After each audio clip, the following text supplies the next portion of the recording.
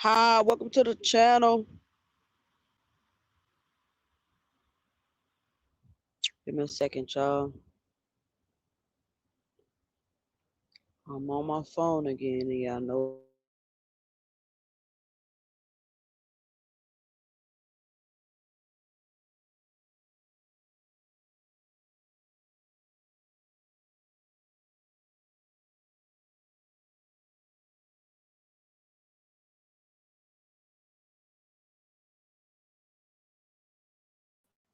What's up? What's up? What's up? Put a one in the chat if you can hear the sound of my voice. Let me get a sound check. Let me get a sound check. I'm currently not in my studio, but I will be in a few minutes. But I had to get the show started. I already pushed it back 30 minutes. What's up, everybody? Hi, welcome to the channel. I'm Jay, and this is R2 Cents, where we talk everything boxing, and everybody's entitled to their own opinion. If you're new here, be sure to punch that subscribe button and make sure you punch that like button and let me know and drop it below your 2 cents as I go throughout the live. Be sure to help support the channel by hitting the Cash App $ 2 cents boxing or letting me know and dropping it below your 2 cents in a super chat. We got a lot to talk about tonight, a lot to cover. Oh, I found some very interesting news about Floyd. I'm running out of money, Mayweather. We're going to check that out. We're going to talk about the Boots Xander Zayas fight. I sound good? I got 1-1 in the chat. I got one person in the chat that can follow directions. I got 1-1 in the chat. But we're going to break down some of the Mayweather drama. You had the Al Heyman, Leonard Ellerby tape leak. People have been running with it. I mean, I'm talking about they've been running with it. They've been jumping to all kind of conclusions. They stretch Armstrong the way they've been reaching. But y'all know over here on 2 Cents Boxing, we're going to talk about some things. We're going to get into the bottom of some things. We're going to show some paperwork. Yeah, we're going to get clarity over here. This isn't a come over here and be emotional type. This ain't that. We come over here, we give facts. We give opinions based on facts. And we just have a reasonable thought process. This is a high IQ platform. So if you're new here and you're not into the high IQ thing, you know what I'm saying? You may not like the content, and that's fine. You can still stick around to listen. But just don't be disrespectful and, you know what I'm saying, all that other kind of stuff. You're definitely entitled to your own opinion, but you're not entitled to being disrespectful. So I just want to get that out there as of right now. I got some clips and videos I want to show y'all as soon as I get back to the studio. But Xander Zayas, Jaron Boots Ennis. Tomorrow's the day. I mean, it's been a lot said. It's been a lot focused on Boots with this fight. It's like, you would think Boots is the underdog, right? The way people talking about this fight and carrying on, you would think Boots is the underdog. What up, Dondrick Nim? Ron C. 8746 left a $5 super sticker. Shout out to Ron C. with the support for the channel. Appreciate you, Ron C. Starting to support off early for the channel. Appreciate that. Appreciate that. Got a good fight coming up. Albert Bell, Abdullah Mason. A lot of people talking about that fight. So we got some good boxing coming up. We got some good boxing coming up. Shout out to Tank Davis for getting Bill Haney to finally shut the hell up and get off the internet. Shout out to Tank. Because ever since Tank allegedly sent this offer, we heard Bill do one interview, and in the interview, he said he got to shut the fuck up and he can't say nothing else. And ever since that moment, this whole circle of love and hip hop drama they had going on, it ceased. It stopped. Or maybe I missed something. Have y'all heard from Bill? Can somebody put a 1 in the chat if they have heard from Bill? Because I have not. Have y'all heard from Bill?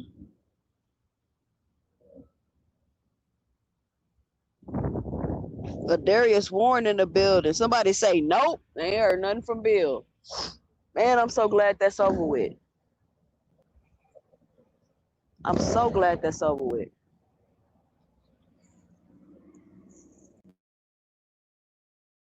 Hold on, y'all. I'm outside. Hold on. Somebody want to circle around in the parking lot and that motorcycle making hella noise.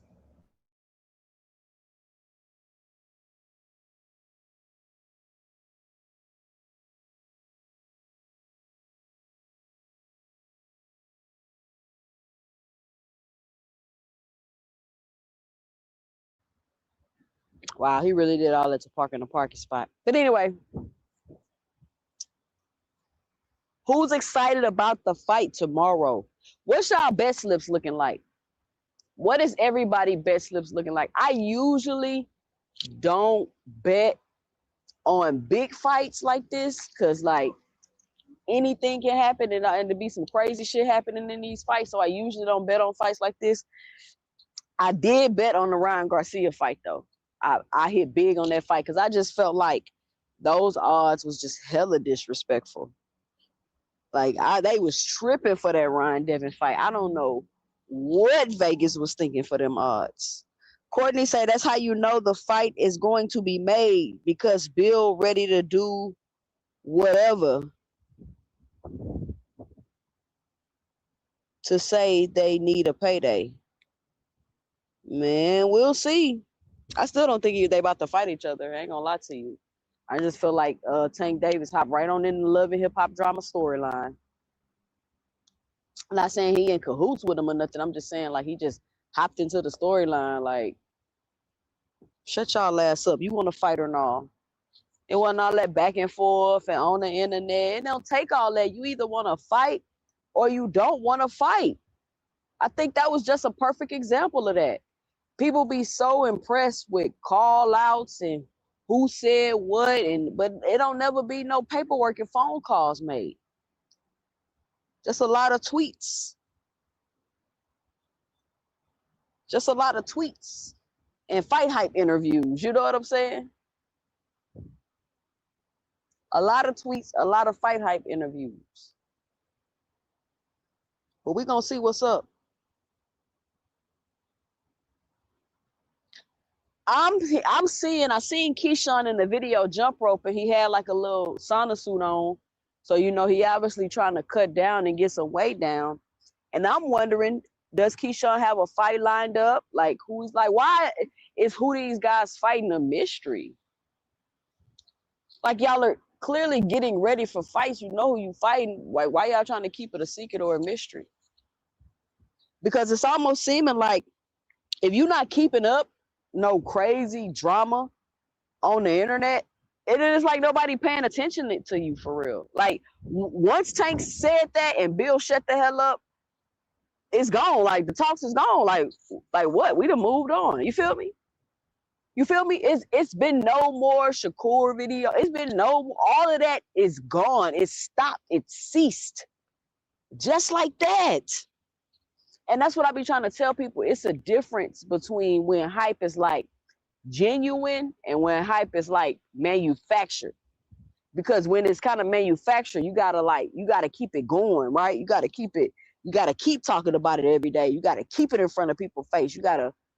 But when it's genuine, it's just kind of like a snowball. Like some people start talking about it, these people start talking about it, and it just becomes a snowball, and it get bigger and bigger and bigger and bigger and bigger. When it's genuine, in my opinion. That's just what I think.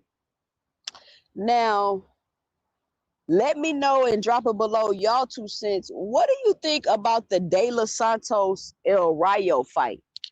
Right? De Los Santos is like, look, I already dropped this dude in a couple rounds. I'll do it again. And I'm not saying that De Los Santos cannot do it. But when is the last time De Los Santos even had a fight? And then is De Los Santos fighting at 135? Because I thought De Los Santos either had moved up or was moving up to 140. So I know El Rayo had a tough fight his last fight, but he's been more active than De Los Santos. So I'm just curious what y'all think about that fight. It's a Zuffa fight. It's not like it's not even like, it's like if PBC would have made El Rayo versus De Los Santos, what do you think people would say about that fight? What's up, Thrill Hill? Lee Jackson in the building. Courtney Thompson, what's going on? Band up. Adarius Warren, Dondrick Nim, Ronice. We got Richard Paris in the building. Micro Drake on the money line and all things in the building tonight. Y'all make sure y'all punch that like button. Don't worry, y'all. We're going to get it cracking as soon as I get back in my studio. Antisocial black man 365. He said he happy to catch me live. I'm happy you catching me live too, antisocial black man. Make sure you punch that subscribe and like button if this your first time here.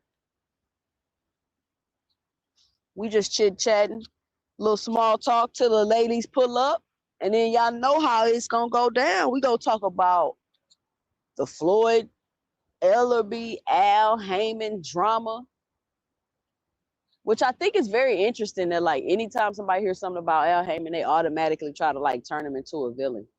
You know what I'm saying? It's weird. When Floyd clearly been running around these streets scamming the hell out of people, Floyd got a problem, y'all. Floyd got a problem. Y'all gonna see. Y'all gonna see.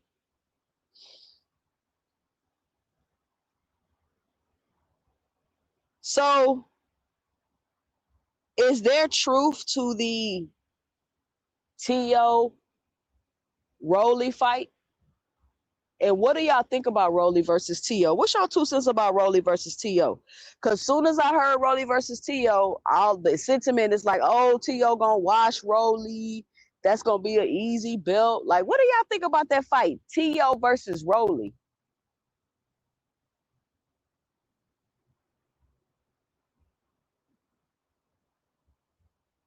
I don't think that's no easy fight for T.O. Matter of fact, I think T.O. best around and get stopped by Rolly. And then when did T.O. become this great boxer all of a sudden? Now they telling me T.O. was a great boxer. He had a phenomenal performance against Barboza. I've never heard anybody until right now say T.O. was a quote unquote great boxer. And what is being a great, how is that going to stop him from beating Rolly? You think T.O. going to outbox Rolly? Come on, y'all. No, it's not trash versus trash, band up. It's not trash versus trash. Stop it. Rolly not trash. I keep wanting to try to call Rolly trash. If Rolly was trash, Devin would have fought him, and you know it. If Rolly was trash, Devin would have fought him, and you know it. Easy money. Y'all seen how he easily fought Kambosos? He did what he needed to do. He took the pay cuts. He went to Australia. He got in the pool with Diddy. He did everything he needed to do to make that fight in Australia.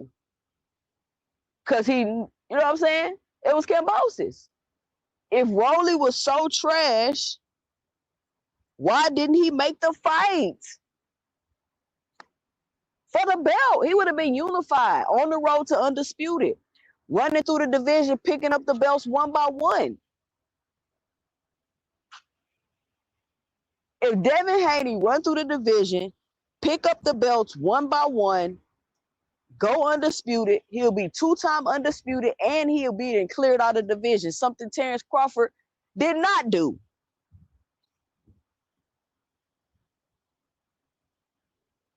But I don't know if they really want that kind of legacy.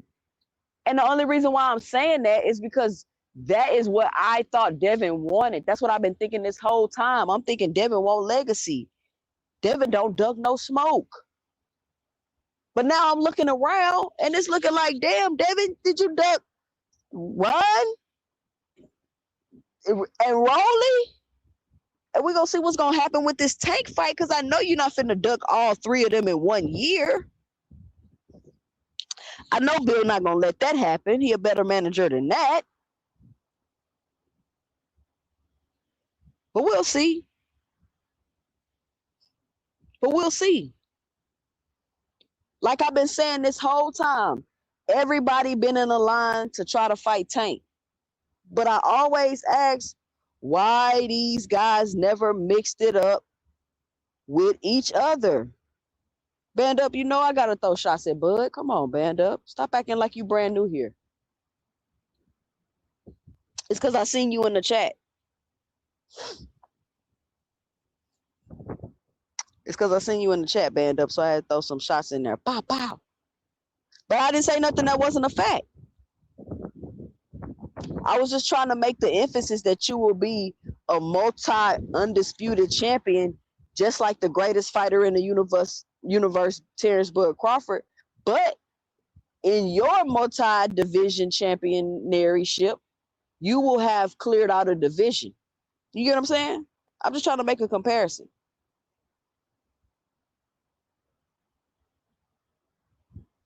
That's all I'm saying.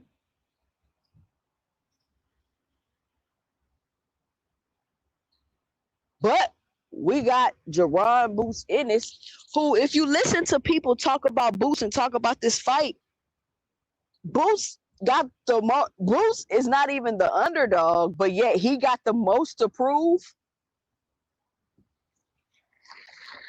Boots is the favorite, but yet he got the most to prove. I just think about that for a second. Boots is favored to win the fight, but he got the most that he got to prove.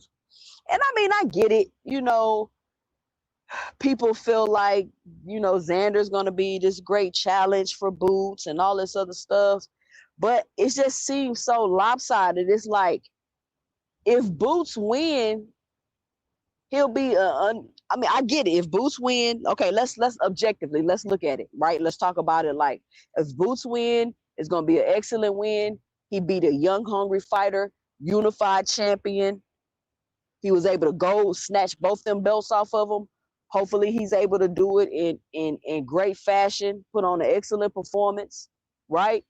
That'll be great for Boots. But now let's talk about it in YouTube language.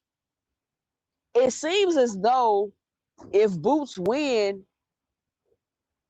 people just gonna shrug their shoulders and so what it. They just gonna so what it. It seems like the same energy, maybe a little bit, it's a little bit different. I ain't gonna say the same energy, but it seems like similar energy to when Boots beat Stanionis. And before the Stanionis fight, I got it on record. It was, if Boots beat Stanionis, he proved this, he proved that. Oh, Stanionis can beat Boots because Boots don't get his head, he get hit too much. The same thing, right? Soon as Boots beat Stanionis, they still talking about the man like he haven't accomplished nothing. When I'm on this internet going back and forth with people, you know, I like to debate. We debating about the fight. We talking about the fight. They asking me, what has Boots done? As if he's not a unified champion at 147 pounds.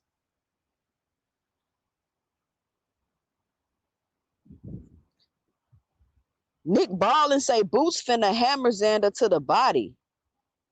Yep, he gonna kill Xander body. Y'all think Xander finna be in there with this great footwork y'all think Xander got? And listen, when I'm giving my critique of Xander, that's just my critique of Xander.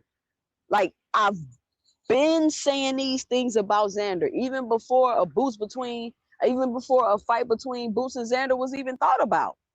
I've been giving this critique. He don't get his head off the line. He this, he that, he slow, he this, he that. The same critiques.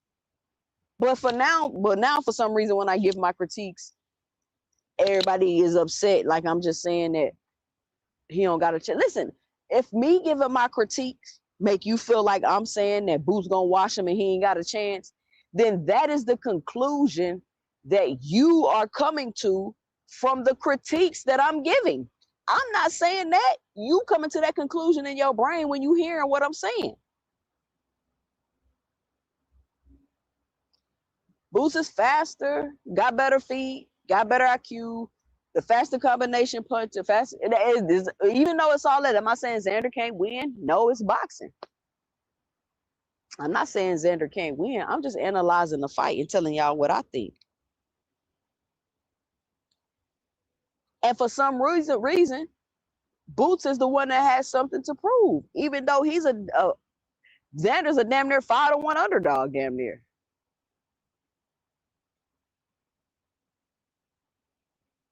So when Boots beats Xander, are y'all gonna come on my panel and start talking about the odds like y'all be doing with other fighters?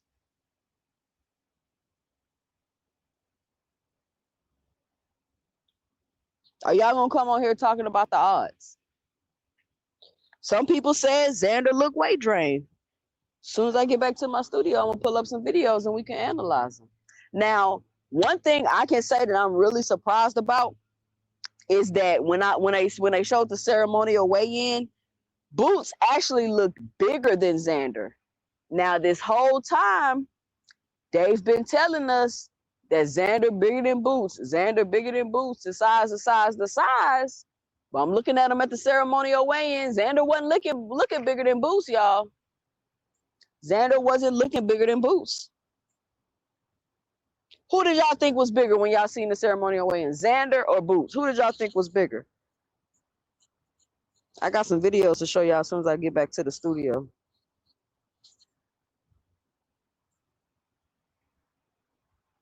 If y'all writing in the chat, it's frozen on my thing. Let me see. Hold on.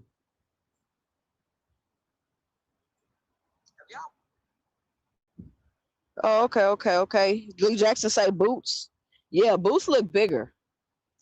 So I think that whole, Xander gonna be bigger and all that other stuff. I don't know. Like, that may not be the plus that y'all thought it was gonna be. That may not be an advantage for Xander, like we thought it was gonna be. That he was gonna be bigger.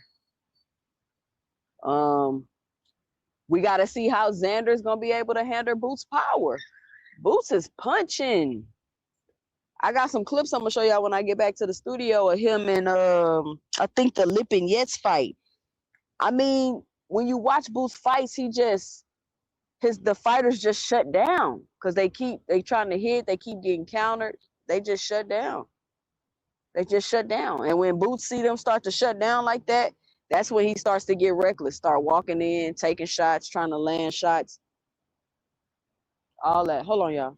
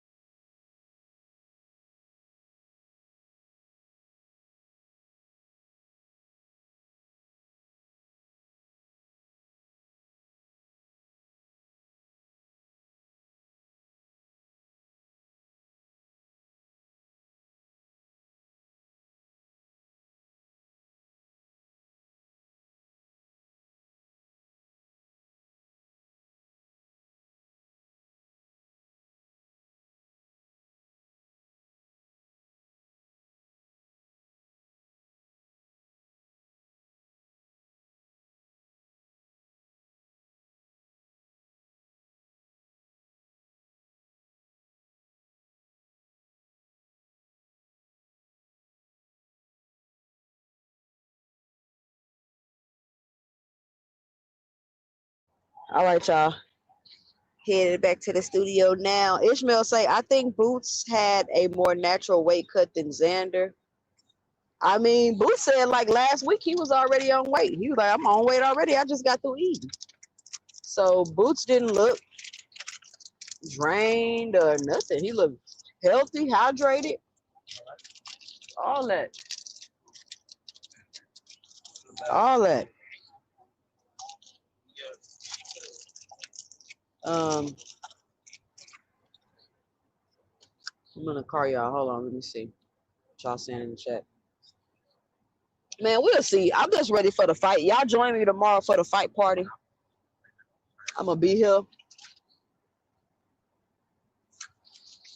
Y'all ready for Zuffa on Sunday? We fight all night. I was just asking them about that El Rayo de los Santos fight. And why nobody complaining about that fight? Like, that fight is ass, for real. If we honest. But it is what it is. De Los Santos been out the ring. He coming back to 35. I thought he was too big for 35. And he was moving up to 40. I thought it was kind of crazy when Keyshawn tried to bring De Los Santos to fight him at 35 after a long layoff, when he already said he was moving up. Dondre. So El Rayo versus De Los Santos off a 2-year lay. How long De Los Santos been laid off? Going back to a weight class that he's most likely too big for. De Los Santos fought who in December? So he fought after the Keyshawn incident? Correct me if I'm wrong. I still think it's an ass fight though. But that's just my 2 cents.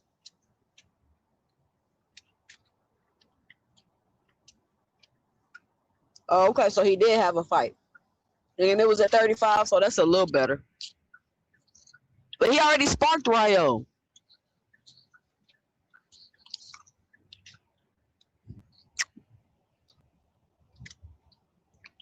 Richard Perry say he fought a barber. Well, I mean, I guess Rich he got a tune up in. That's better than nothing.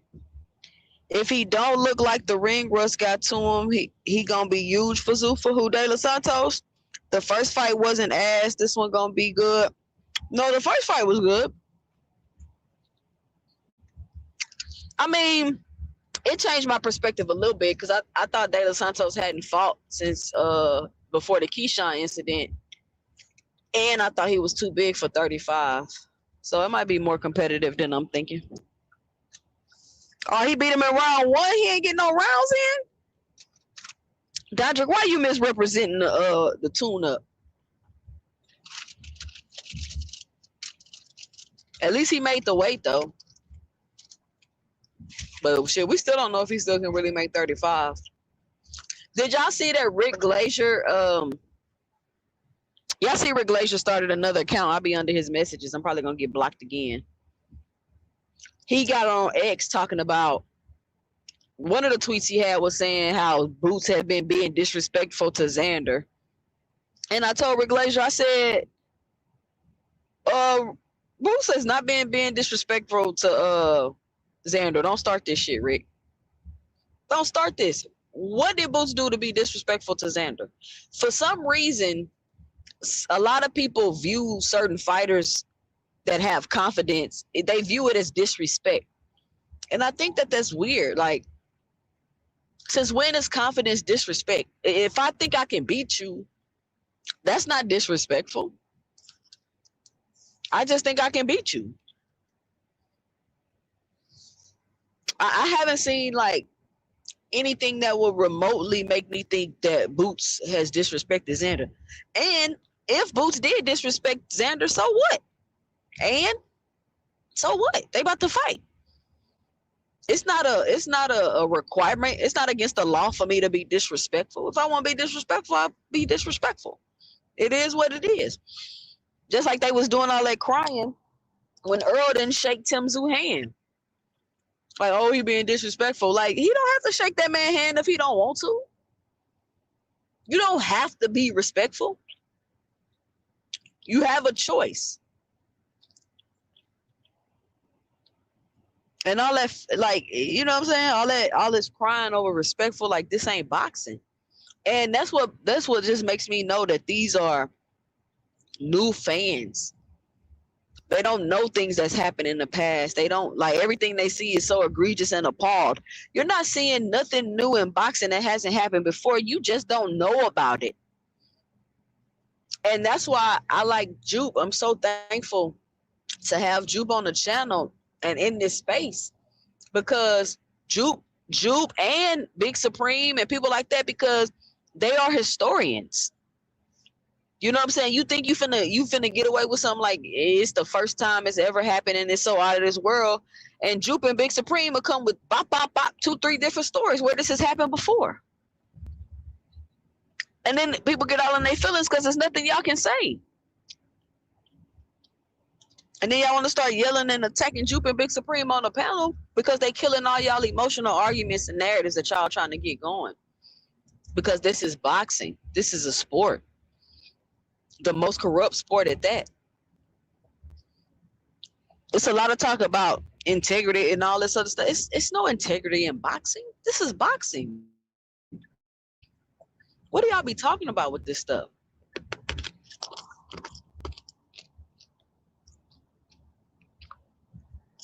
So we gonna see what's up. I'm almost to the crib, y'all. And what was up with Jaleel and the other guy today during the press conference? Like, why he acting like he finna fight the dude at the press conference? Why is he so pressed? Like, why is he so mad? Why is he so mad? We're gonna review that when I get back to the studio.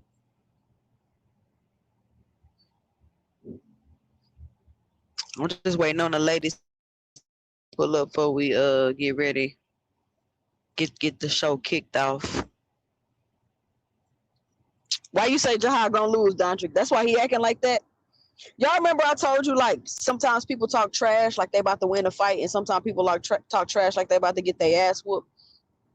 I'm starting to notice the difference, right? Like, I think I've seen it enough times now. I've seen the pattern that I'm like, okay, this fighter is really talking trash out of their confidence, and this fighter is really talking trash out of, I know I'm about to get my ass whooped.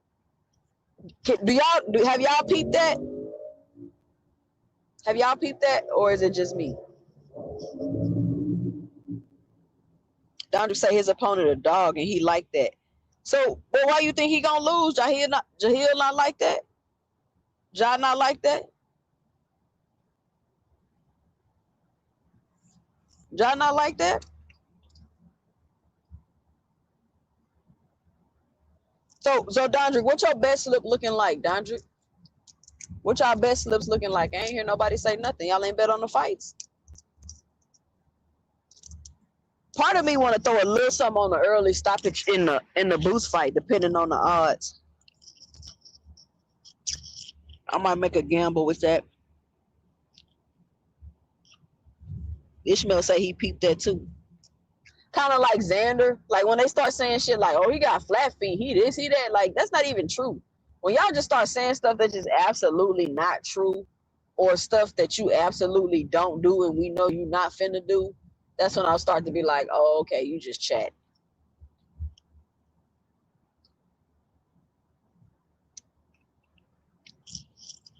Richard Paris say they love when the black and brown go at each other, but the moment they disrespect one of the melanin deficient, it's a problem.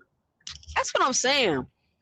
Ain't nobody disrespecting these fighters. And if they are disrespecting them, so what? What are we talking about? It's boxing.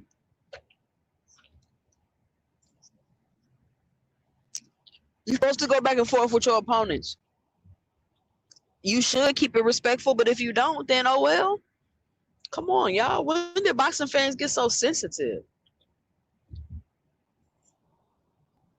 I don't understand.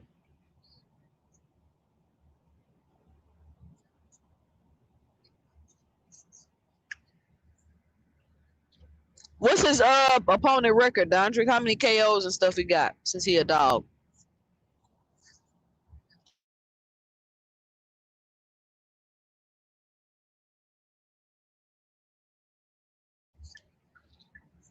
Hey, barbers do got hands. They be boxers, Richard. They be barbers so they can have a flexible schedule so they can still train.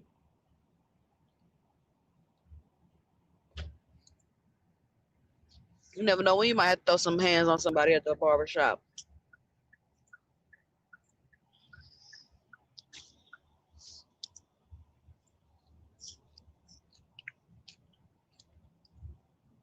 All right, I'm almost to the crib, y'all.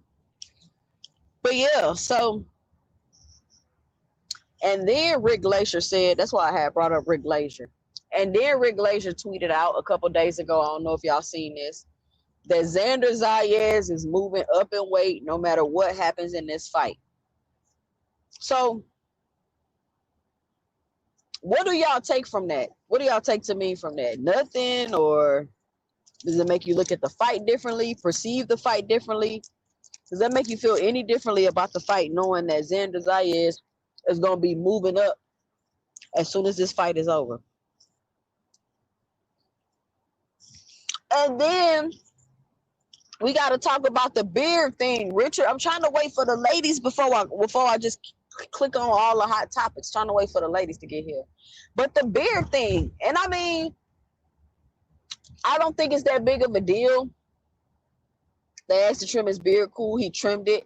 But it's just like the way people start talking about the beard and, oh, it's cushion and you can't see the chin and you can't see this and you can't see that. How many fighters have we watched fight with beards? And how many times have these discussions came up about their beard? Personally, this is my first time ever hearing it since I've been watching boxing. But I'm a casual, so I don't, you know what I'm saying? I'm not Jupe Big Supreme. I don't know about the fights in 1968. I don't know nothing about that. All I know is that this is my first time hearing something about a beard and all these quote unquote having a beard and the advantages that it give you.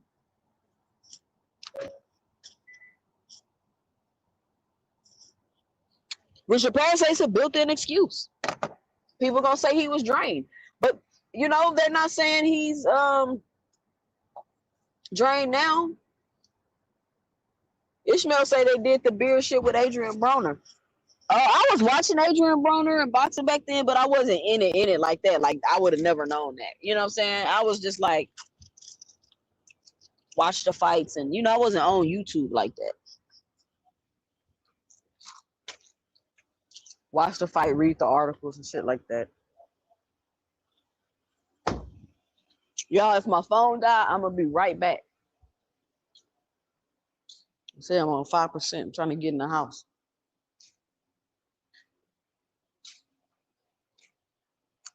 I've seen it a lot, and it's always the black fighters. Really? Why they doing that? You feel me? Like I don't understand. And you know what? I wasn't really tripping. I wasn't really tripping about the beard thing and them making him cut his beard because it's boxing, right? If I can get any little edge or something to fuck with you or just anything, I'm gonna do it because it's boxing. So if they like, hey, cut your beard and they feel like it's gonna irritate Boots or fuck with Boots or anything, then I mean it's boxing, y'all. Any little mental edge, right? So it's not really that big of a deal.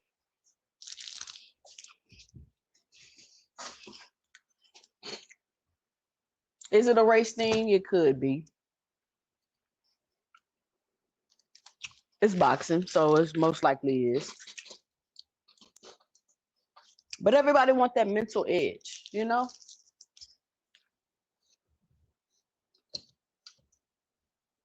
Like Boots should have made Xander take that dye out his hair. It could sweat. The sweat from the dye could fall and flick in his eye. Like anything could happen. We should make that nigga strip all that dye out his head. If we being petty.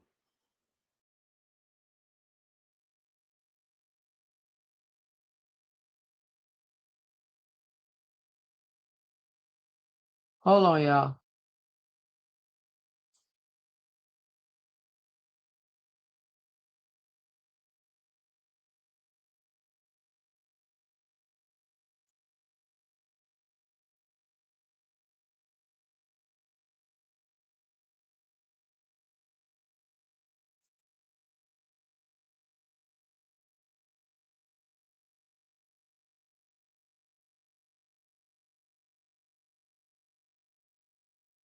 All right, we back. All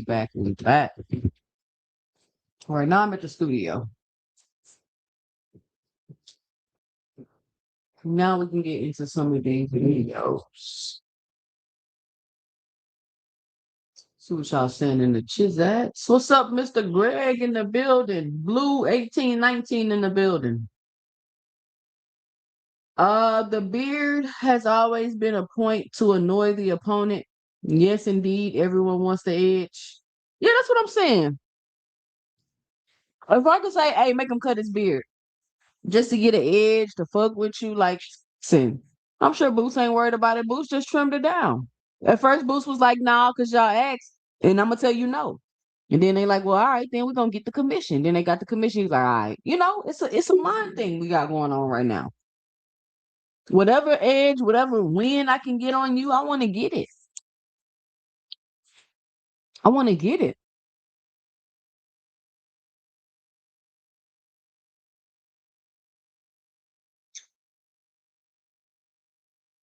So let's take a look at, see what's going on X about this fight.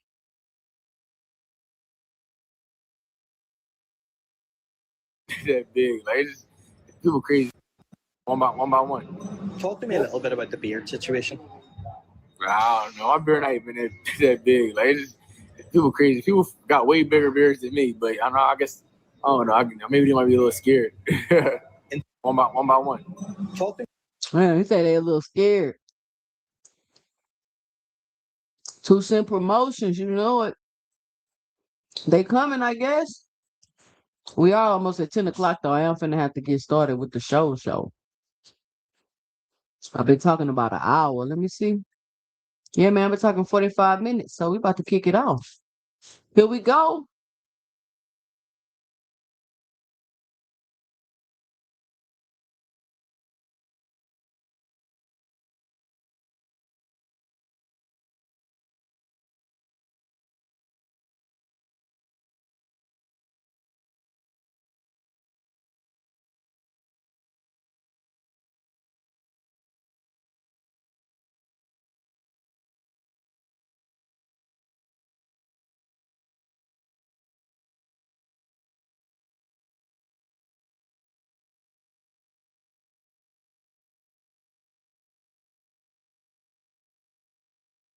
Hold on, y'all. I'm coming.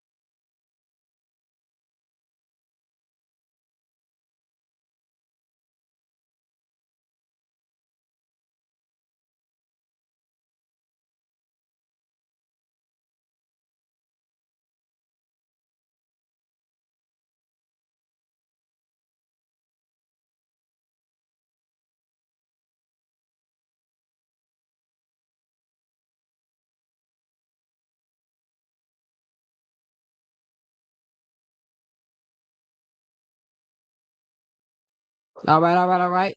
Somebody say, damn, Xander got a watermelon head. He may be hard to knock down.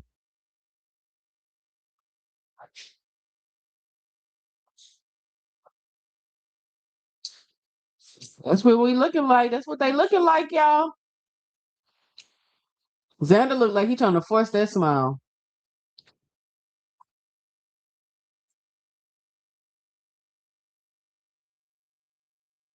Ooh, he hurt Villa. Villa got beat up bad. I think this was gonna happen to Xander. He just gonna get beat up. Boots got how y'all think Xander gonna be able to take Boots' power?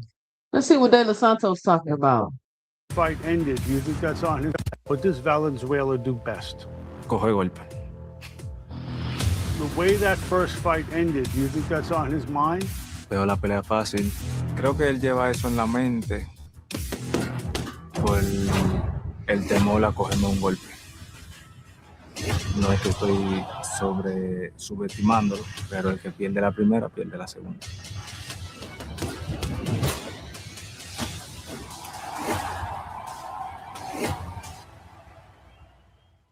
What does Valenzuela do best? Coge golpe. The way that first fight. They probably about to demonetize me. I'm telling you, you play anything from the zone, they demonetize your shit.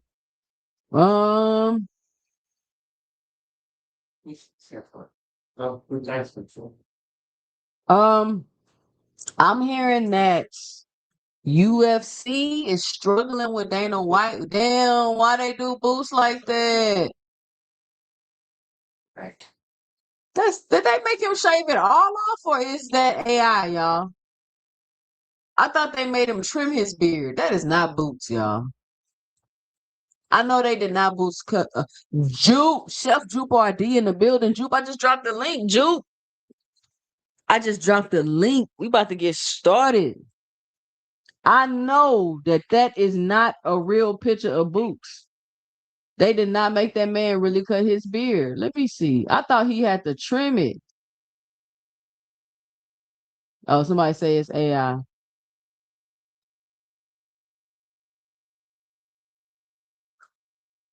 Yeah, that's AI. Cause that looks crazy. Ray J versus Orlando Brown, y'all. What y'all think about Ray J versus Orlando Brown?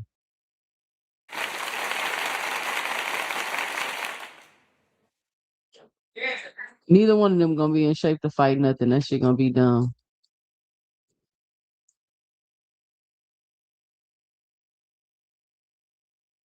Daniel Dubois versus Moser the Tama. Ajit Cabiel versus Tyson Fury. Now, speaking of Ajit Cabiel, what is y'all 2 cents about this? A lot of people are saying that Usyk has just ducked Cavill. What's y'all 2 cents about that? What you think?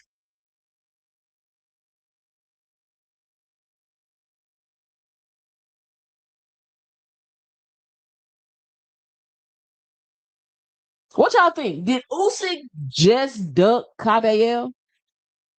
He just dropped his belts. Y'all let me know and drop it below.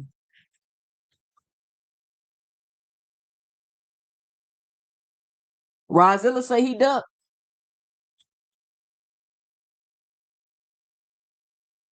Usyk has been moving iffy lately. I mean, I'm just saying Rick Timms because it's like shit. If this had been anybody else, we would probably be saying they a duck. Now, I do understand that Usyk is at the end of his career. Now, if I'm being objective, I could say, you know what? Usyk is at the end of his career. He's already done everything. He's been undisputed. He did this. He did that. He may be done with all that championship level fighting. He may be done with all the championship level fighting. He just want to drop his belts and go have a couple fights and make some bread and move on about his life. Me personally, I wouldn't say it's a duck because that's what I think. Like, hey, listen, I'm done with this championship level fight. Y'all, I'm gonna drop these belts. Y'all youngins, y'all go have at it. I'm about to go fight another rematch with a kickboxer, get this bread and go on about my career. I don't have a problem with that, me personally. Right? Because what he could do is keep running around and holding them belts when he's done with championship level fighting, but he's still running around like a champion, like Canelo did. So shout out to Usyk if he want to drop his belts, he want to drop his belt. But I am criticizing the boxing community because if this was anybody else, y'all would be saying they ducking. So I haven't heard nobody call Usyk a duck. So I was just wondering if that sentiment still applied in the boxing community. We got Chef Jupe RD in the building. What's going on, Jupe? What up, 2 Cent? How's it going? It's going good. It's going good. What you think, Jupe? Is Usyk a duck? Did he duck Ajit Cabayel by dropping those belts? I mean, we gotta be honest. We gotta be fair. If it was anyone else who didn't fight like what everybody sees as really good comp for exhibition, right? Because like we know that like Ajit, to my understanding, I don't know if he was the mandatory, but I don't know if they ever ordered it or whatever the heck. But I just know I've seen way bigger, way more folks crying, complaining, what have you. Oh my God, he ain't fighting the fights we want. This is ridiculous. This is a clown show. Blah blah blah. And actually, that this was to me a little worse because this person, like, he really didn't have no advantages, and then he went to fight, didn't look great. So, I mean, and now he like, oh, I'm not fighting anymore. I mean, he has the right to retire, do his thing, but to leave it the way he left it, like that's kind of crazy. Like, so if we gonna go by their standards, then yeah, I mean, I like Usyk. I think he want to get out here, make his money. I ain't mad about that. I'm not mad about that, but I just think folks gotta be consistent. If we gonna drag one over it, even though they might be more danger, considering we gotta drag everybody. I mean, me personally, I don't drag, but I'm just holding, the boxing community to their standard. You feel me? Like that's their standard. Like act like the world was ending, and you already know I ain't gonna say that name, but you already know what I'm talking about. They act like the world was ending. And I'm pretty sure it's even more money than what Usyk just got for that kickboxer. And at the very least, he at least was undersized, so there was some danger. There should have been no danger in that fight because Usyk just better all around. And then that's what happens. You go in there, think this is a soft touch, and you don't really get up for the fight, and then what happens is what happens. So yeah, I just feel like anybody who was like, I don't want to see that. No, you supposed to give Usyk that same smoke. Okay. Bring it back. I'm trying to play this video. I don't know what's going on with this. I gotta call these internet people because it seems like I paid to get the faster internet, and it seems like my shit has now been going slower. So I'm like, what is going on? Sometimes when you upgrade, you be like, I should have just left well enough alone. You know what I'm saying? Like, what is happening? I should have left it alone. I had no issues till I upgraded. Like, what the hell? But that happened to me before. So, I want to pull up some videos about Boost, but we could go back to that later. I wanted to talk about this Floyd situation. Drew, what do you know about the Floyd situation? I kind of looked the one for Key, but it don't look like Key coming. It's already 10 o'clock. Oh, what have you heard the new things about the Floyd situation? Yeah, so to my understanding, this poor man in a world of issues. And I saw an interview where he was, getting frustrated and emotional, but I didn't get to watch all of it. But so everything's postponed now. Like, I guess the fight supposed to have this weekend was canceled. I'm not understanding exactly why. I don't know if that's one of the fights. It's probably because of the lawsuit. Like, because apparently he got paid or got an advance on some money, right? And so I thought that this fight was a part of that. To my understanding, it's not. So they're like, we gave an advance to make a fight, and he over here with another deal making another fight in Greece. So that's probably why it got stopped. Maybe they were afraid to get sued. I don't know, but Floyd, this is a mess, man. This is really a mess, and I don't know. He probably need to keep that same team around him. Whoever this new team is, and drop all the balls. They didn't drop everything, and this is a hot mess. But that's what I'm hearing, is that they think it's due to the fact that he's being sued by the other companies. I guess he agrees to these fights, and then he over here taking the other fights without signing and doing everything he's supposed to promise. I don't know. I need to do more info, more research on that. Boxing news been kind of on fire, and I'm trying to keep up. We're super on fire. But let's take a look at this video, Juke, because my thing is, right, for whatever reason, Juke, as soon as anybody hears Al Heyman name for anything, it's like he's automatically a villain. So you heard the leak audio with Al Heyman and Ellerby? I heard a snippet, but this is my thing. It's too much going on nowadays with AI stuff. I'm not saying it's fake or not fake, but I will say this: Floyd Mayweather may be having the worst month. I've seen Heyman's face, but I don't know how he sounds. So how can I say that's Heyman? You see what I'm saying? Like, no one here can be like, oh yeah, that sounds just like Al. Y'all don't know how Al sounds, so none of us do. So I'm gonna take it with a grain of salt. They said some fighters came out and verified that it was Al's voice. But my thing about it is, when was this recorded? What context was this recorded? And what did Floyd do to make them niggas so mad? Like, what did you do, Floyd? So that's what I thought when I first heard it, and everybody was like, kind of like, oh, I told y'all they was setting Floyd up, they was stealing money from Floyd. And I'm like, why do y'all see Floyd and his behaviors and the things that he's involved in? Yet you think that they set Floyd up and stole from him? So when I found this video of this guy named Spencer Cornelius, I've been watching him for a while, right? He like used to do videos about scammers and stuff like that, and then he started getting sued and all kind of crazy stuff. But he did a video about Floyd, and we about to watch it. We about to watch it and review it, because once we watch this video, I think we're gonna have some aha moments. So let's check it out. Okay. and I'm gonna pause it and we're gonna go through and review it. Floyd Mayweather may be having the worst month of his life, and it just got worse. Just the other day, June 18th, a new lawsuit filed against Floyd Mayweather and his business partners Frist Apex Ventures, filed by CSI Entertainment and their other entities in the state of New York. I released 2 videos recently covering this story. This is now the third in the This ain't your the YouTube channels y'all used to, where we just talk about our feelings. No, we look up facts and paperwork.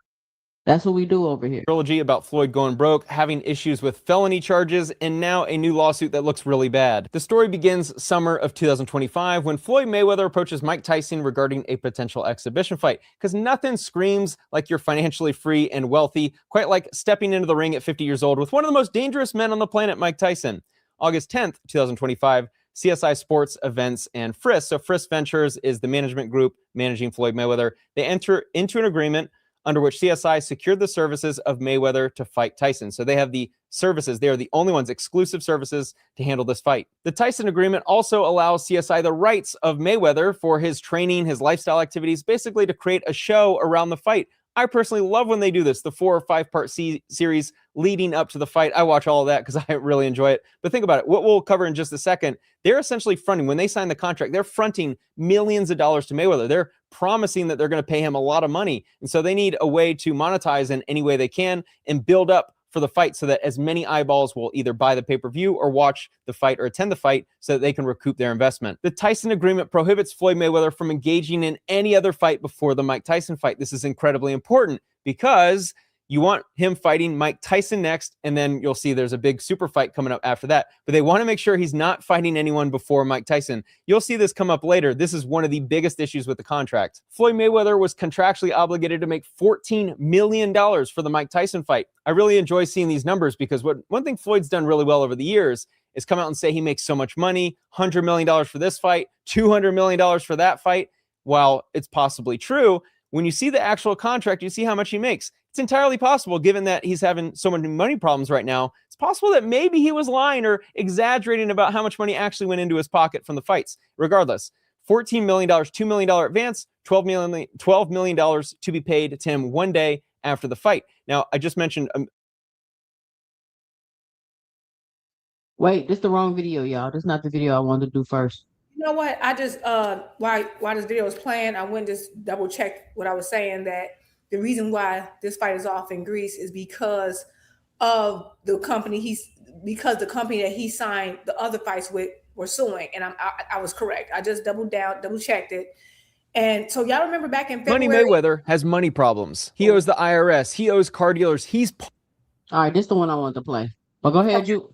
No, I was just saying. So you remember back in February when that they were like, "Oh, Floyd back out of retirement. He signed the multi-fight deal with CSI Entertainment." Yep. And we talked about it. Yeah, that's who's suing. So yeah, that part. The CSI Entertainment is suing him. Yep, the very people he signed with when they're like, "Oh, he's out of retirement." It was back in February of this year, and it was like he's back, and that's when he's going to a multi-fight deal, include Manny Pacquiao, and that's where everybody's like, "Oh, so he is fighting Pacquiao." So now that company is the one suing him because, like what that gentleman said, which he's right. You were they supposed to handle his fights, and then you went and signed something on the side to make even more money, but it kind of messes up their promotion for the 2 fights because they're like, what if you don't look good in that fight? Now our fight not going to be as sellable. You see what I'm saying? So that makes sense, right? So yeah, so the very people he just signed with, so evidently he and they gave him an advance. They gave him an advance of 4-point-something million. Okay, we're gonna go back to that the Tyson video because I didn't even know he did 2 videos. I just seen that first one. So we're gonna go back to the Tyson video. But first, this is the one I really want to play because I want to get this out the way first because for some reason people are not paying attention to what Floyd is doing. And now it's like, oh, LB, they did this and they did that to Floyd. Nobody's doing nothing to Floyd. Let's watch this video. Pawning jewelry. A guy who's made hundreds of millions of dollars in his career is somehow running out of money. And now he's suing everyone, claiming he's owed money. While he may be able to keep up the facade that it's everyone else's fault, Floyd's spending problem is the reason why he's going broke. I was able to go directly to the source to get private information that hasn't been shared publicly yet, to discuss the recent lawsuit that sent shockwaves throughout the sports world. Mayweather suing former associate in an alleged $175 million fraud scheme. That associate, Jonah, shared with me private text messages, private images of Floyd signing contracts, and Now, Juke, this is Jonah Renitsit or whatever the guy name is, right? Oh, yeah. This is the guy that we were like, oh, Floyd got with them people and they fucked over him, right? They took his jury, they took his plane. Remember that, right? Oh, what was me, Floyd? They got him. Yep. All right, let's check it out. And access to private communication with this team. And the proof I've been given will contradict everything you've heard in the news about this case. By going through all of the claims presented in the lawsuit, I'll share all the private information that I have access to so we can understand fully what's going on with Floyd Mayweather. In 2017, Rechnitz and Mayweather became friends, which ultimately led to Rechnitz becoming Floyd's investment manager, real estate advisor, and banking liaison. Jonah helped put deals together for Floyd. He was his manager. So that's sponsorships, real estate deals, and fights, just to name a few revenue streams. Jonah shared with me that he was not on salary, meaning he only made money when there was a commission on finding a deal. As an example, Jonah shared with me that Floyd was running out of money in 2020, so Jonah put together a fight with Logan Paul to generate income, as well as many. Floyd was running out of money in 2020. That was during the pandemic. How the hell is Floyd running out of money, Floyd? How you running out of money, Floyd? Well, okay, so what I thought I heard it. Do you remember? If not, you don't gotta go back. I'll look it up. I remember he signed Resnick, whatever account. I'm probably pronouncing his name incorrectly. He became his manager / whatever. In what year? Do you remember? Do you remember what year they said? Like 2019 or something like that? Okay. 2017 maybe? It was around there, like 2017, 19 or something like that. Okay. So again, we gotta take this gentleman's information, what he's saying, at a grain of salt, but that's his story. But I'm gonna say this: I can. He's getting the information straight from Jonah Resnick. That was him. He was interviewing. I don't know, but according to Floyd, Jonah Resnick is the person who, pawned his stuff for like a fraction of what it was worth. So let's keep going. Let's keep going. Other exhibition fights. Turns out the only people actually punching Floyd in the face at this time were the IRS debt collectors. More on that in a minute. The first big claim that Floyd makes is that he wasn't aware that in 2016, Rechnitz had pleaded guilty to wire fraud conspiracy, that Rechnitz had cooperated with the United States attorney, or that Rechnitz had been the subject of significant civil litigation. What Floyd's attorney was trying to do with this complaint is make it look like Floyd was taken advantage of by a guy with a questionable past. Like Floyd is this innocent victim who had no idea who this guy really was. There's a little problem with that, because I have proof he did know. This letter on the screen was sent in 2023 by Floyd Mayweather to a U.S. district judge for the Southern District of New York. The bottom includes Floyd's name and his signature. For context, this is Floyd Mayweather's letter to the judge in Jonah Rechnitz's case, speaking about Jonah's character and why he deserves a better outcome. I was done with Floyd after this right here. So this Resnick character was already being accused of all kinds of, like he was writing as like, I guess a character witness on behalf of this gentleman after he was already in some questionable. He was writing it for the questionable stuff he was in to try to say he's really a good person. Lord. Wait, there's more, Jude. There's more.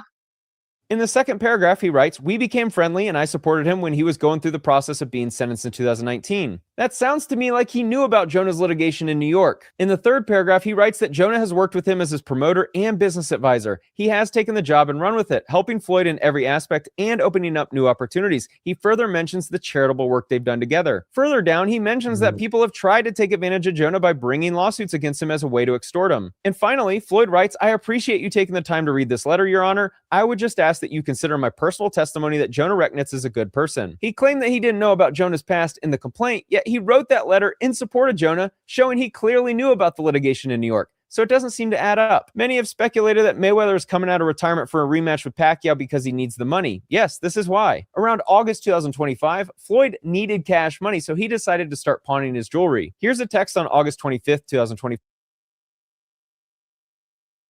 I need everybody in the chat. Pay attention.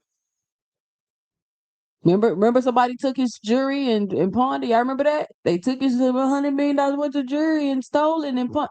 of Jonas sending Floyd an image of his watch and the word loan below. That represents that watch as being within the group that was being pawned. Here's the second image sent on that day. The top image is a collection of watches that were grouped together for a November loan and that many had been returned after the balance was paid down. Here's the next message of another collection of watches that were used for a loan. The image on the left is an exhibit Floyd included in the complaint. Within this list are 4 of the watches you see in the text message on the right that were included in the group of watches that were pawned. This indicates he continues to lie about not knowing that his watches were getting pawned for a loan to fund his lifestyle. What was told to me is that Floyd was running out of money. Obviously, his broke is a lot different than broke for me and you. But at this time he needed money, so he decided to pawn $13 million from his watch collection. He does have his own jet and has flown private for a couple decades, and he has an extensive exotic car collection. But what has been shared with me is that his lifestyle is so expensive that he constantly needs to take out loans against all his assets, and it's fine when he's fighting and making money because he can pay the loans back, but it's kind of like musical chairs. Here's Floyd texting about having to give up all of his jewelry and watches, and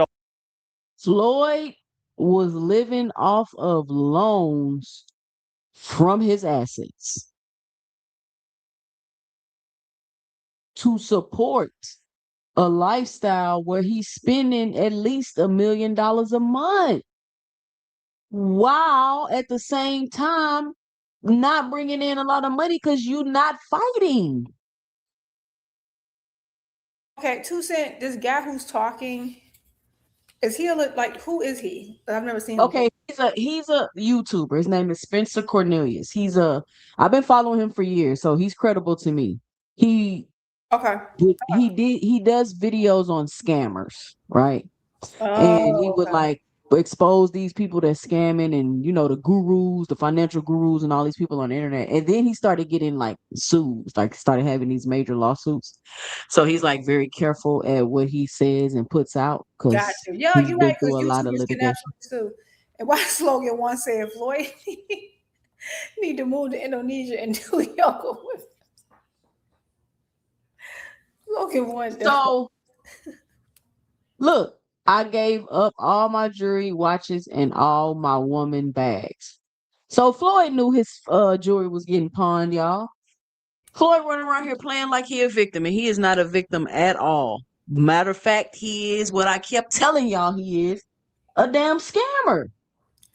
All of his women's bags. Further, he sent the text, "Don't forget about my ladies' Birkins." Also, that's a part of the $13 million. In December 2025, Floyd texted, "Please keep me updated on my jewelry and Birkins. Thanks." Back in March, so around 7 months after he began pawning, he texted his pawn shop lender asking about the balance he owes so Jonah knows what the number is. Jonah, as Floyd's manager and the one who handles all the financial transactions, is the one who ensures that all the loans are paid off. The lender responds $1.85 million in checks, $10.8 million in jewelry, and $1.47 million in fees. And he mentions needing another $360,000 by Friday so the fees don't keep adding up. Floyd received the $13 million for pawning watches in his supposed $100 million watch collection. Jonah shared with me that people pay up to 3% per month, which is why the fees were so high.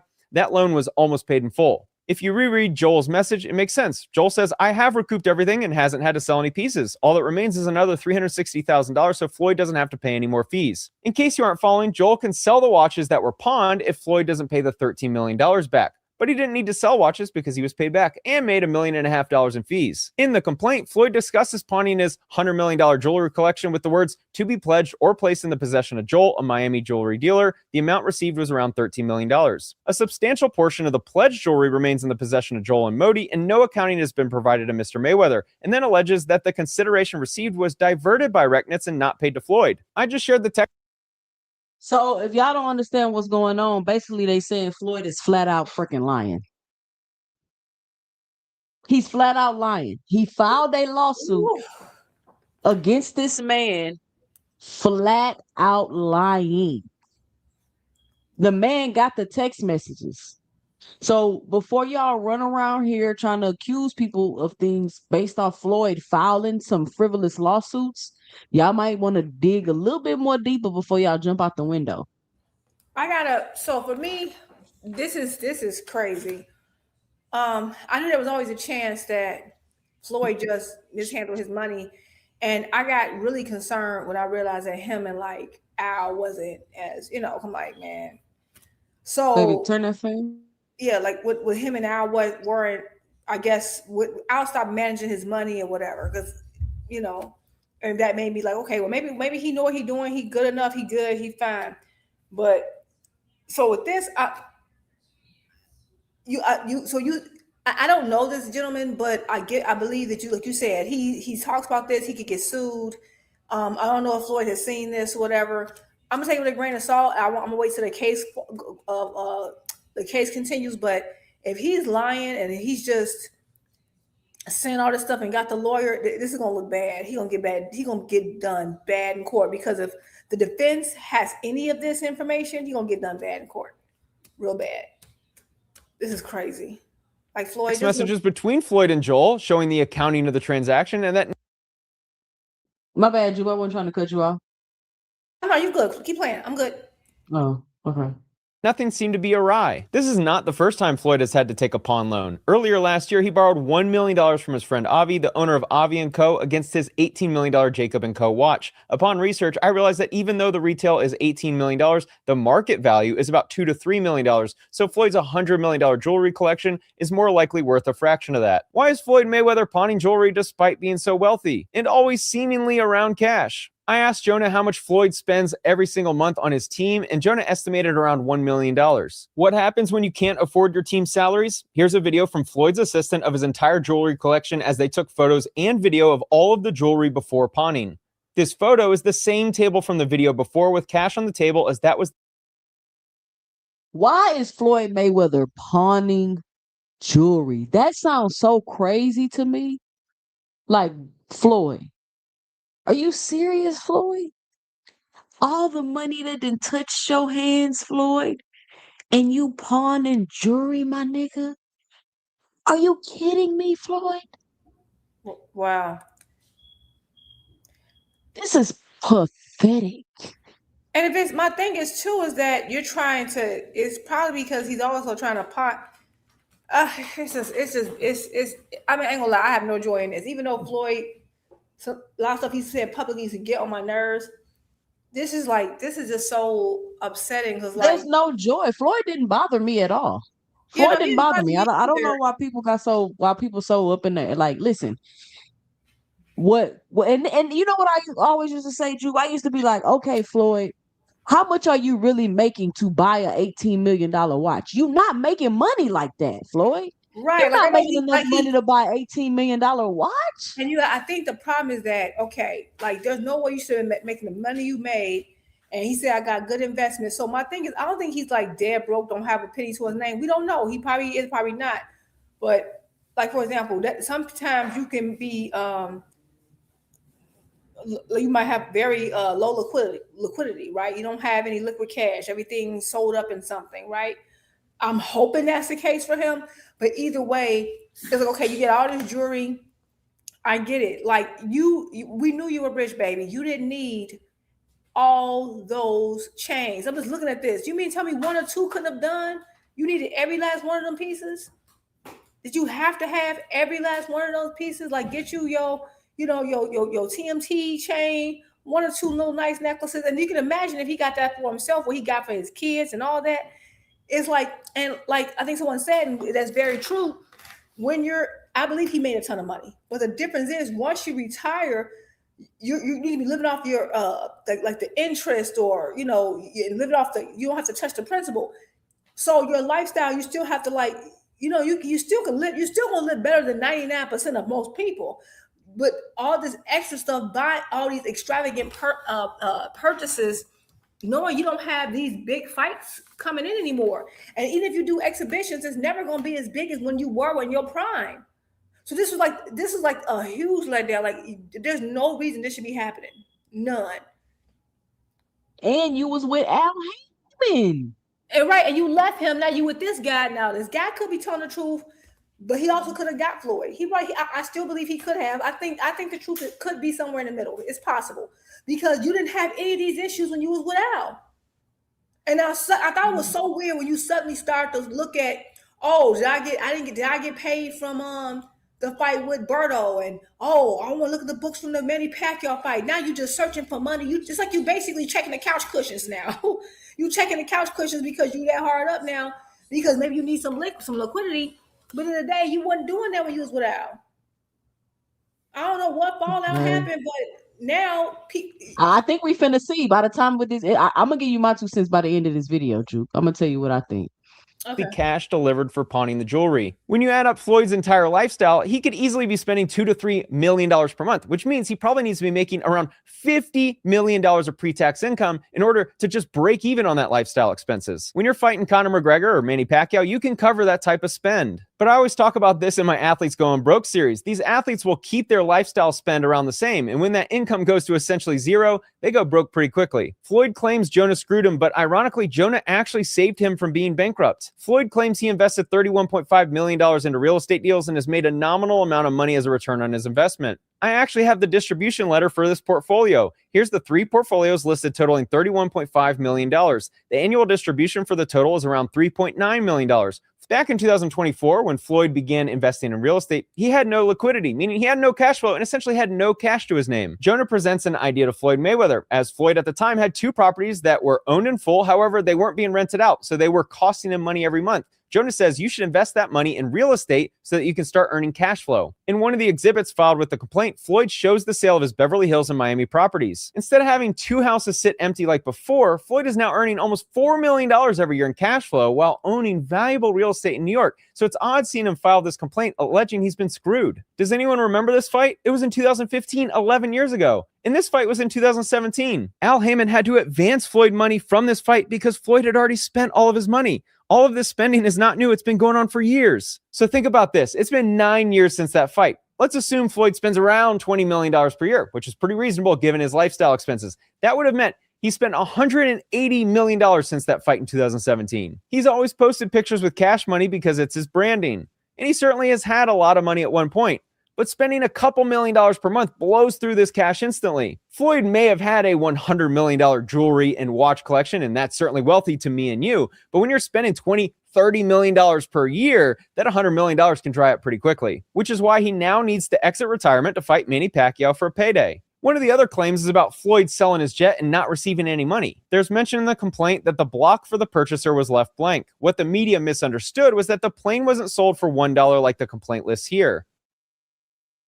I gotta pause every now and then. So now we about to talk about the plane that we thought somebody stronged arm from Floyd and just took it from him. This is the paperwork, y'all. He's showing the paperwork. He's not telling y'all a rumor, and he's giving you paperwork. Here's the actual signed contract, which does list the consideration of $1 and OVC, and you can see Floyd's signature down below. I think what was misunderstood is that the plane didn't actually sell for $1. OVC means other valuable considerations, which means the sale was for more than $1. This happens when private parties don't want the amount known to the public. Here's the text message between Jonah and Floyd. Jonah sent the payoff letter from the lender of his private jet, as well as a letter from Navy Federal Credit Union regarding a $2.787 million payoff. What happened was Floyd took out a large loan against the value of the jet. So when the jet was sold, a large chunk of the money went to pay off the loan and many of his other debts. Here's the payoff demand statement for the jet. Highlighted is borrower named Floyd Mayweather. The total loan payoff is around $2.79 million, and the highlight in the bottom left is the property collateral as the Gulfstream Learjet. This is the bank wire transfer receipt from the credit union. Both of these documents were sent to Floyd, so he's clearly lying about the jet only selling for $1 and him being out of the know on the jet selling. The picture on the left is Floyd signing the contract, and the picture on the right is Floyd holding the aircraft purchase and sale agreement right after signing it. Does he look disappointed in the terms of the sale? This is the text Jonah sent to Floyd in September 2025, indicating that the house and airplane contracts were done, and Floyd responded, "Let's go." To make it even more clear that Floyd knew about the plane purchase and the terms of the purchase and sale, here's a text between Floyd and Jonah where Floyd writes, "Can you call me about the plane, please? I need for you to update me, please." And Jonah responded, "Plane is ready to close." Jonah saved hundreds of private images, screenshots of text messages, and I can understand why he did it. They were dealing with millions upon millions of dollars. Floyd was going broke, and Jonah worried that Floyd was going to start blaming those around him for his financial problems. Hey, listen, if y'all enjoying the content, if y'all enjoying Ladies Night, hit the Cash App. Let me know and drop it below your 2 cents with $ 2 cents boxing. Or drop a Cash App, a super chat in a chat below and drop your 2 cents. I'm hitting y'all with the facts. Ain't nobody over here hating on Floyd. We're not celebrating his downfall. We're not doing none of that goofy shit over here. We're just going over the facts because we really was thinking that Floyd was a victim, even though I was thinking he's a scammer. And the more we learn about Floyd, the scammier this nigga get. It could be true. Maybe I'm lyric, and maybe I need all the. Okay, he's showing some receipts. My thing is, okay, when they say, "Oh, he signed this," and then they show the picture. Oh, see, that's the contract in Floyd's hand. I can't see that. I can't tell what that paperwork is in Floyd's hand. So that's the only reason I'm being leery. Another thing is when they're saying, okay, the text messages. It has Floyd Mayweather. There's unfortunately, unless we know Floyd's phone number, there's no way to verify that that's real. That's true. That's true. I feel. I'm just getting, but I will say something that is absolutely real because I've searched it. Floyd absolutely did defend him when he was on some fraud charges. It says a year ago, Floyd. This is from The Real Deal. The Real Deal is a real estate news like website and like a magazine for people who deal in real estate. And so I have heard of it. I don't know if y'all ever heard of this before, but anyway, this article was written, I think, this May. It says a year ago, Floyd Mayweather stood on stage defending his former investment manager and confidant, Jonah Resnick. I trust Jonah, not just 10%, 20%, 100%, Mayweather told a crowd at the Real Deal 2025 New York City Forum. Now Mayweather has launched a lawsuit against Resnick, accusing him of fraud and diversion of $175 million. Mayweather's partner, Resnick, is a convicted felon turned informant, raised eyebrows in the industry since Mayweather began his foray into New York real estate in 2024. So you went into business with someone who was a convicted felon and / informant. Yep. And then you went to the Real Deal Forum. So that part is absolutely true. But that's how I can absolutely verify that part. But this man, I mean, Spencer pretty thorough. He pretty thorough, but I feel what you're saying. Yeah, I can say Floyd's a scammer, but this guy is a convicted, like he's convicted of it already. And also he bribed the police or something. Oh, he got a rap sheet. Maybe that's why Floyd was like, yeah, I'm just gonna fucking say you did this shit and you go settle. Because you already got a rap sheet. But let's finish the video. Okay, go ahead.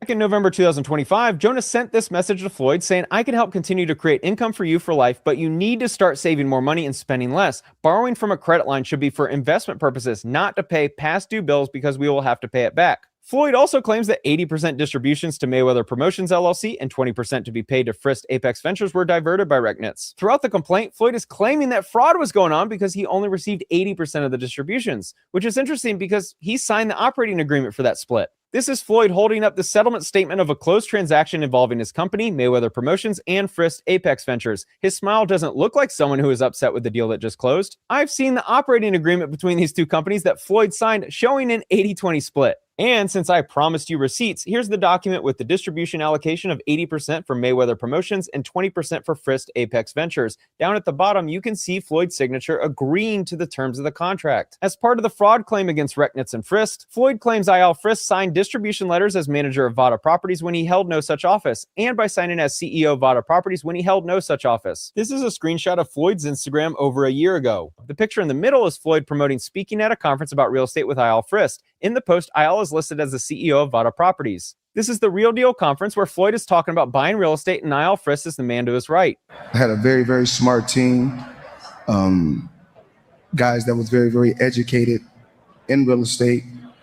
I gave them 9 figures. I went from 7. I skipped over 8 because it was paying so good. I went to 9 figures. That doesn't sound like someone who is disappointed in the outcome of his real estate investing. Another major allegation in the complaint is that Rechnitz orchestrated a $13 million loan from Hankey Capital LLC secured by Floyd's property in Miami Beach, Florida. The picture in the background is of Floyd and Don Hankey. This property is actually owned by Josh Gatlib and Meyer Orbach. Back in 2024, when Floyd was running out of cash, he needed to sell 2 properties. So he sold it to the 2 names I just mentioned, and it was a favor by them. But the allegation is that $6.5 million of that loan went to the purchase of the private jet we discussed earlier in the video, and only approximately $4 million was made available to Mayweather Promotions. The full accounting is right here. $6.5 million to buy a jet with TBE Aviation LLC as the owner. That's Floyd's private jet-related LLC. The $4 million to Mayweather Promotions is listed, and all of the other allocations are listed with none relating to Rechnitz or the other defendants. He also claimed there was another loan of $16.4 million and worded it such that it looks like Frist Apex Ventures took $8.8 million of his money. The money from these properties all became his investment in the $31.5 million portfolio mentioned a few moments earlier, properly managed by the LLC he's suing. So what I told them is, of course, I wanted my payout to be a little different. Normally the payouts are, at the beginning of the month, but I wanted my payouts to be every week, spread it out throughout the week, because I'm traveling, family, friends, we're traveling, we're moving around, we're doing different things.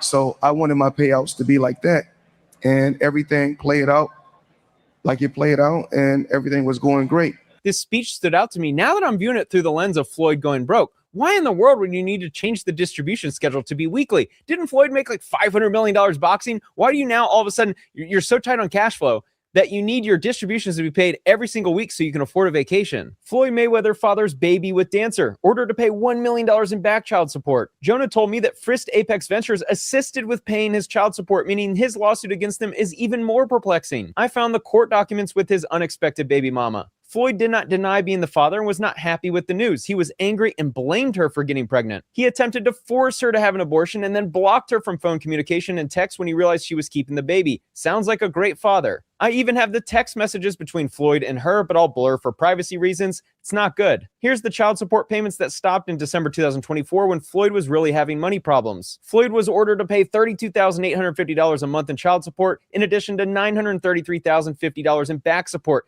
This is how you go broke. I also have a letter from the IRS for taxpayer Floyd Mayweather. This is the notice of levy from the IRS for his unpaid $3.35 million in taxes from 2018. This was sent to Wells Fargo to seize any money in Floyd's Wells Fargo account. And they did the same for his JP Morgan Chase account. Here's an official IRS tax lien document sent to Floyd Mayweather on his property for the amount owed of around $7.28 million for the years 2018 and 2023. Some might say he's not going broke, he just wants to push off paying back the IRS, but I think this next document is a smoking gun. This is the collection appeal request Floyd sent to the IRS on why he couldn't pay. The explanation he sent was, need more time to gather the funds to pay in full. This is the IRS about to start seizing his assets. This isn't a personal loan. Why in the world, if he's made hundreds of millions of dollars, why doesn't he just pay the couple $1 million so he can get the IRS off his back? Jonas still hasn't been served with the complaint, which means he can't respond. And also because this lawsuit follows exactly what Floyd does with the media. Floyd has been claiming that he is unaware of a lot of the documents and that he didn't sign for deals. Jonah provided evidence to me of images he took of Floyd having a notary visit his house to sign.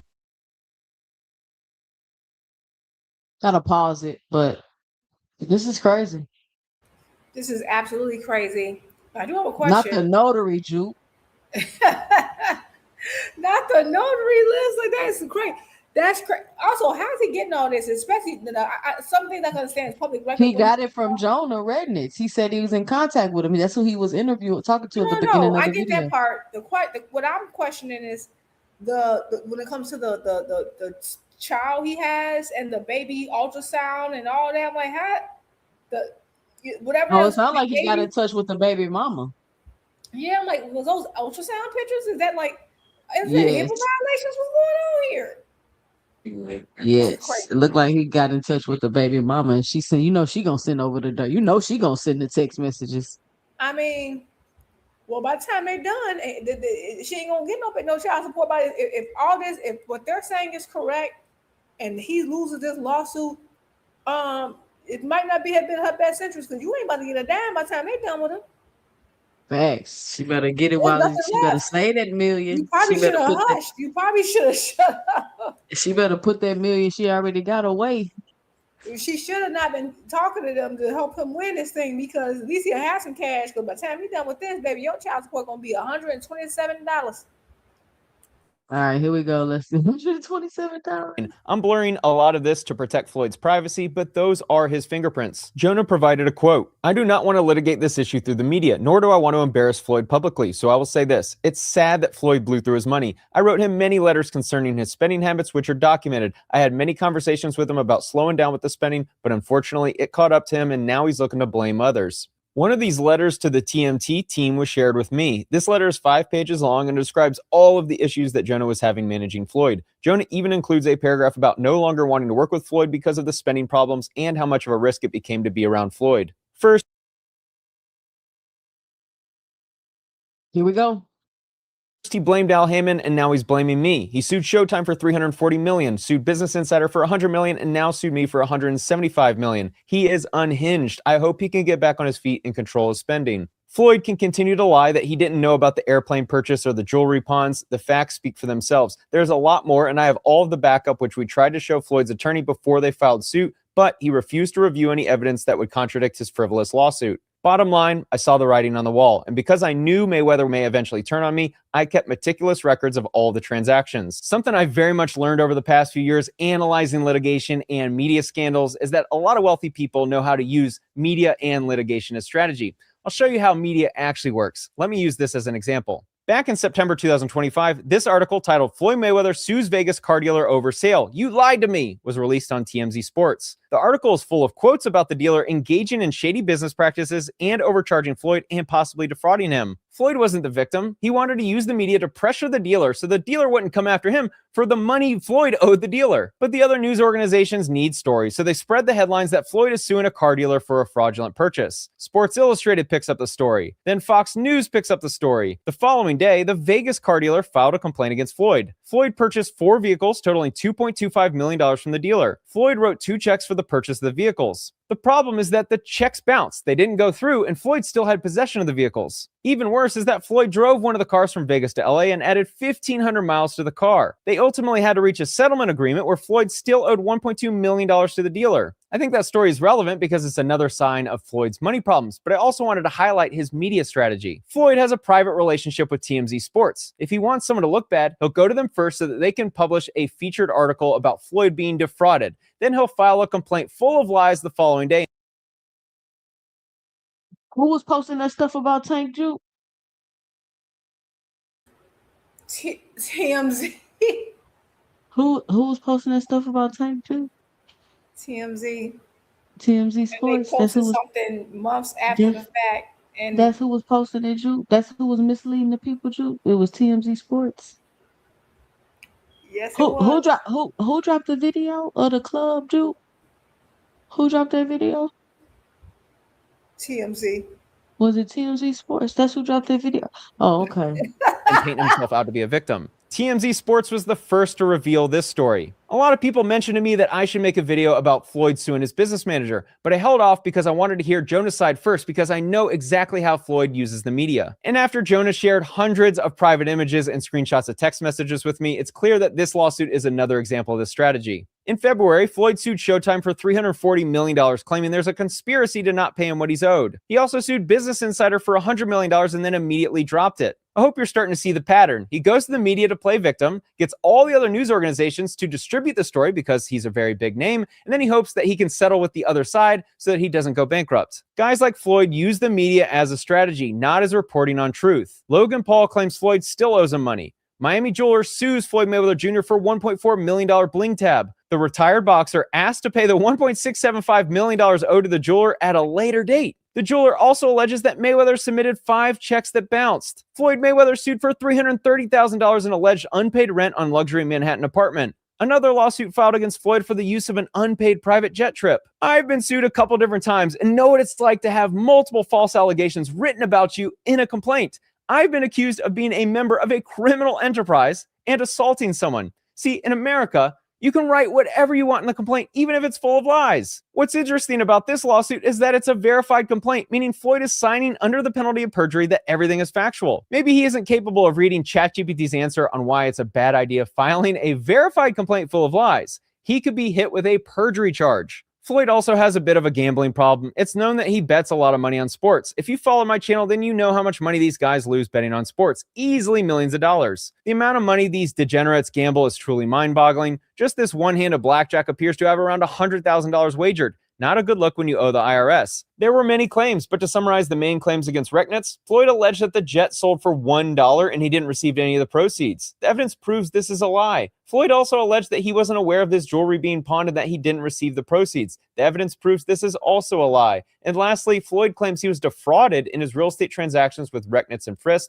The evidence again proves that this is a lie. Even worse, they're helping him make nearly $4 million in cash flow every year, which is keeping him from filing bankruptcy. Hope you enjoyed the video. Thanks for watching.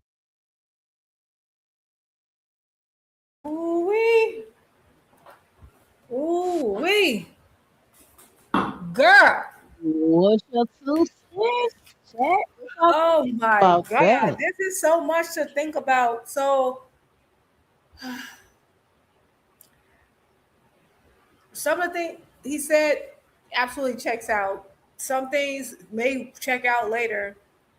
I think so my question is now, okay, because they're like, you're suing all these people, which is right, we know. Who are the people? Because like you're saying that these people are stealing from you now, right now. This like last year, it was all good a week ago, right? Now you're saying they're still stealing from you. And he might, I think that the problem is that this man is not as financially literate. You know what I'm saying? I mean, not saying he's not, because the average person, most people don't understand money at that level, right? And so now you got these new folks involved. And I thought that those were the people. That's why I'm confused. Okay, because now they're even saying, "Hey, you fluent, you suing out, you suing Showtime too." I thought that they were the people who had him suing Showtime. Cool. When I looked at the Right. thing, so these Right. people were the ones having you sue him. That's the only thing I'm like, I think it's somewhere in the middle. I do think that Floyd could just be suing folks because one, he could just be completely ignorant and don't realize that he is But him. did you hear the guy say first he tried to blame Al, then he tried to blame me? Absolutely. But that's what made me think. He said he tried to blame Al, now he's blaming me. But according to him So in the he lawsuit, seen how he was doing Al. That's why he saved all that information. right? But this is my thing. The guy saying first he sued Al or blamed Al, now he's blaming me. But according to the information that was reported, y'all was the ones who helped him blame Al. Now he's doing it to you. You see what I'm saying? Right. Yep. So it's like everybody, they were cool with him when he was pointing the finger out. But now it's coming to you. Now it's like, oh no, we're a victim too. So I think that he was crazy to go and make sign with a manager who's already like a convicted felon on fraud and bribing the police and all this different stuff he's been doing. And now he's like, oh, he's so. I think they both. I think it's a little bit of both. Because like I said, y'all like, oh, he blaming Al. Now he blaming me. Y'all helped him blame Al. Y'all helped him prepare that situation to sue Showtime. And oddly enough, everybody named Mammy was on your channel like, oh, Al's a thief. But now there's a dust and settled, and he's suing the very people that had him go after Showtime. It's quiet. But I do believe that a lot of this is on Floyd because you're also got to remember, like, you got to consider like money. If you had 10 million 3 years ago, that 10 million is not worth 10 million anymore. Same thing with jewelry, especially when you put all that clunky stuff on it. Like it loses value because of inflation. And you just steady spending and you don't have the same income coming out. This is a quagmire. This is a mess. And it then does it's show that like Tank was right. I mean, it's just crazy because it's like, and then it make me think, so is this why Al probably quit fucking with you? Because you spending too much money and you start being dangerous to be around. Yeah. I'm wondering what that was about. And it might explain why he was so Because upset. he's trying to tell you to quit spending crazy, and Al was probably telling you to quit spending crazy, and he ain't fooling with you with no more of them exhibition fights. You need to chill, and you Yep. didn't want to change that. You didn't want to do that, and so you went It's with somebody else that was getting you some money, and then you took advantage and ran that up. Yep. And they probably I'm not saying a lot of this that Floyd ain't his I think majority of this is on Floyd. But do I think that they didn't take advantage? Of course I believe. The man you went with he was already convicted of scamming folks before. So I believe it's a mixture of both, but you should have just stayed with Al. You should have stayed with Al. But you let people talk, get in your ear, and all that stuff. But the TMZ thing you said is crazy because you're absolutely right. Like, wow, you got a relationship with TMZ? Because I was like, why is TMZ reporting on this stuff? So everybody was so like, why is TMZ reporting on Tank's the warrant with the judge? Like it was like a month later, and it wasn't what they said it was for. I just thought it was so awkward. I'm telling you, I tried to tell people because TMZ was the one looking back. They was reporting a lot of that stuff, and people don't seem to understand propaganda. Like, and when you try to tell people this, it's like they can't just think beyond.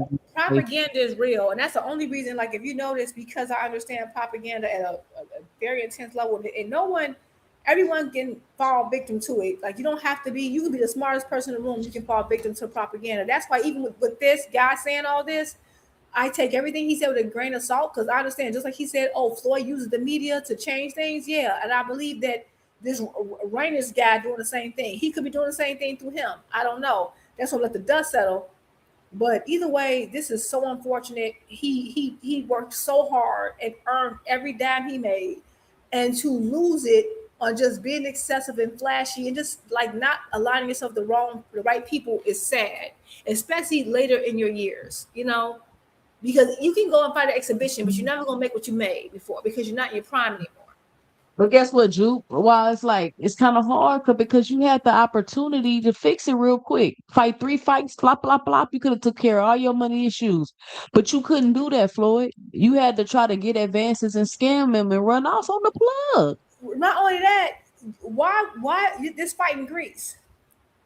Why couldn't you have just made that? And I don't know if he's anxious. You could have just waited for the fight with Tyson and Pacquiao. This little Greek fight, do it later. But it's like you're really trying to get some cash. Had he just tried to do that later or tried to make that through CSI, the company he just signed to back in February, you could have avoided all this. That's what I'm saying. Floyd is tripping. Right. And you got a $4-point-something million advance. I understand you got bills. Guess what? You need to be eating. If that's what you gotta do in that mansion, sell that house you're in and eat ramen noodles for a minute. I don't know what to tell you, boo. Cut folks off. You just because you're you people get rich and think, oh, I'm taking care of my whole family. Everybody can retire, but you're the only one working. It don't work like that. There's no way. If my brother was to somehow become a multi-millionaire tomorrow, I would be like, oh, I'm gonna quit my job and he gonna take care of me. No, that's not how it works. You can't afford that money. You will lose that money in a heartbeat. You can't take care of everybody named mama immediately, unless you like Jeff Bezos type billionaire. And even then, there's limits.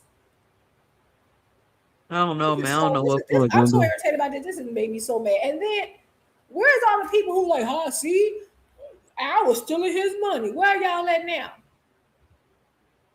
Quiet as a church mouse. Shout out to Boxing Hacker. He put the files in the super chat. He says, Floyd working with Jonah Resnick's pledging to his people was a major ill, and he should have been let go of his team. You don't need them if you're not fighting. But what's crazy is that Mr. Resnick is a whole person. Isn't he the guy who helped prepare the other lawsuit? Now he like, oh, he blamed Al. Now he's blaming me. Yeah, you helped him blame Al. Shout out to Mr. Greg with the $5 in the cash app, the super chat. He says, this is classic addictive behavior. Floyd is addicted to the lifestyle, and like a drug addict, he is completely out of control. Shout out to Mr. Greg. And that's what I was thinking, Mr. Greg, because somebody was like, is Floyd on drugs or something? And it's like, I don't think Floyd's on drugs. I just think he's addicted to gambling and shopping. I think he's addicted to gambling and shopping. Like, he can't stop just being flashy. You bought an $18 million watch and it's worth $3,000? That is insane. That is a terrible purchase. I will never understand. Like, okay, maybe I'm different because the more money I get, the more frugal I get. That's just me, my nature. But, and I'm not saying I don't like to floss or people like to floss. Nothing wrong with that. But no one will ever convince me that any watch, I don't care what it's made with, is worth, how much is that watch again? 18 million. How is it worth 18 million? Please explain to me. Your wrist is only so big. Unless that watch tells the future, it ain't worth $36 million.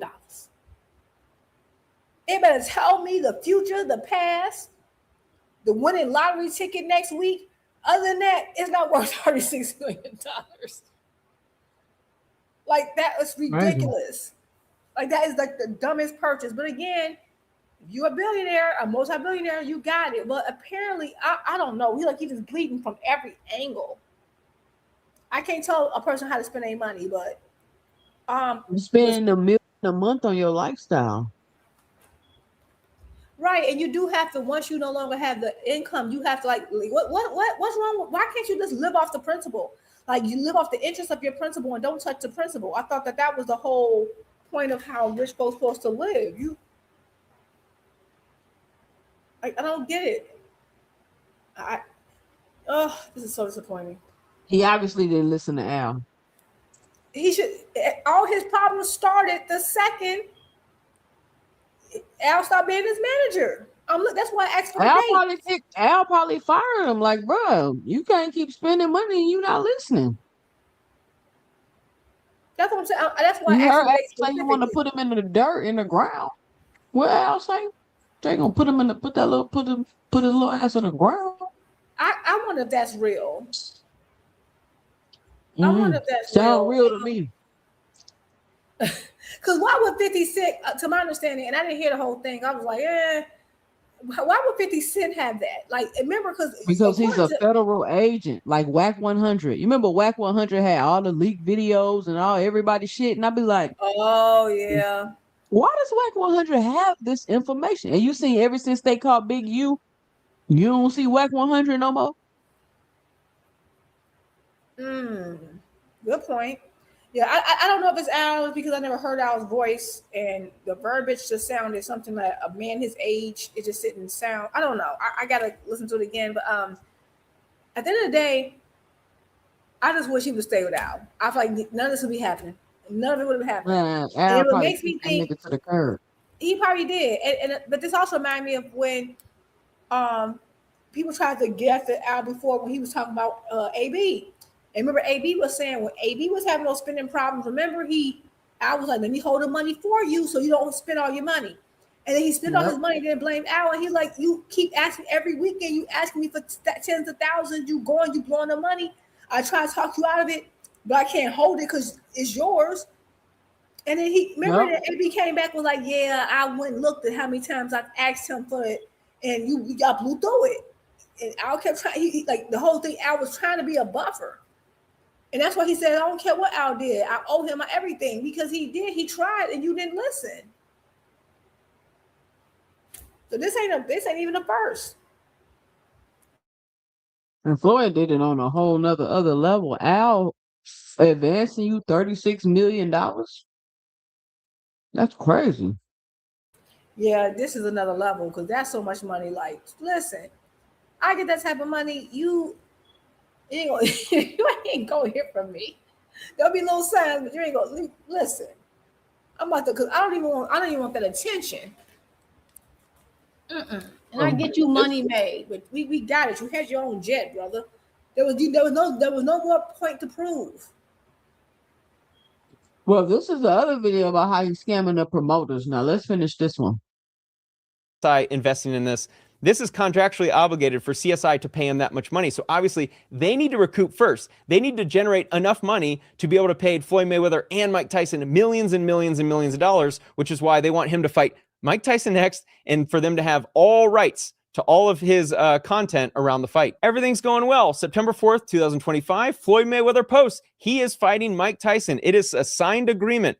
Get ready. Early 2026, we're going to see two of the greatest names in all of boxing history step into the ring together. November 6th, 2025, CSI Entertainment Events land the next big super fight.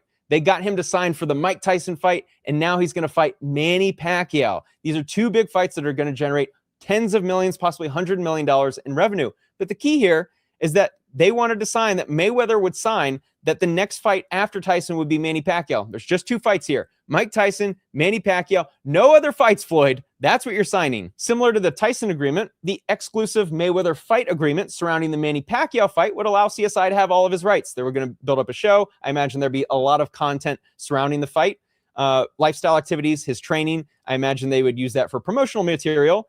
and they wanted the rights, and they agreed to it. So how much would Floyd Mayweather get paid to fight Manny Pacquiao? It'd be $35 million base, with 20% of event revenues for any pay-per-view component. Down here in the contract, you can see if the fighter is against Manny Pacquiao, it'd be $35 million payday. If it was Ryan Garcia or Rolly Romero or another fighter for a world title bout, the payment would drop to $20 million. But here's the key in the blue. An additional 20% of event revenues after CSI recoups the event budget. Why is their name even on this contract? Who name? Ryan Garcia and Rolly Romero. What?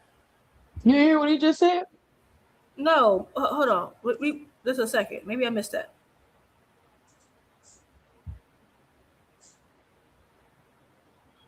Against Manny Pacquiao, it'd be $35 million payday. If it was Ryan Garcia or Rolly Romero or another fighter for a world title bout, the payment would drop to $20 million. But here's the key in the blue. An additional 20% of event revenues after CSI recoups. Hold up. They was gonna pay Floyd $20 million to fight a title fight. Wait a minute. Rolly, Ryan, or any other title holder at 147 You're pounds. going after your protege's old work? Crazy work, ain't it? Oh my. Please let this be fake. No, this gotta be fake. Absolutely. This is the contract for the Tyson fight. This is his contract with who he signed with. Yeah, I remember it was a multi-fight deal. I remember. But like, you're going after your proteges. Manny, I get. No, Tank already beat Rolly. I know. That's why I said you're going after your. I said I would understand Manny, but your protege's old work is crazy. That's crazy work. Damn.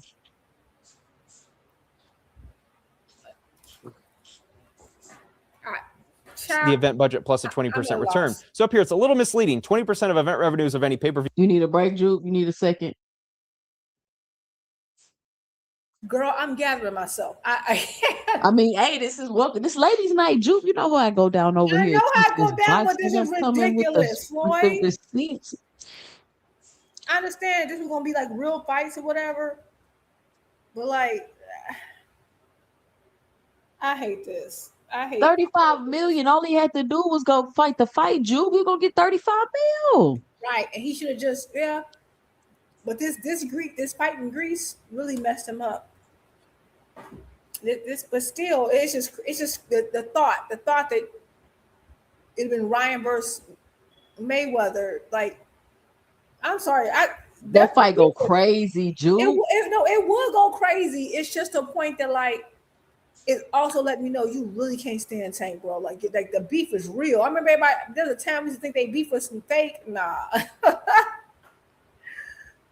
because remember it was talking about Tank and how they was beefing before every fight. Yeah, and they did. I think it was real. I think it was partially real, but like. I remember there was about Tank and Manny, and now he's like, "Oh, I'm coming back and getting Manny," which I wasn't mad at. I'm like, "Yeah, please take Manny off Tank's plate." I mean, they was just saying though, like if he fight one of them or any other title holder, he'll get 20 million. But still, why they still even on there though? Like, why you even about to talk? Why you talking about fighting a title holder? You 50. What are you talking about? You get in there with one of them young guys, Floyd, and get beat the hell up.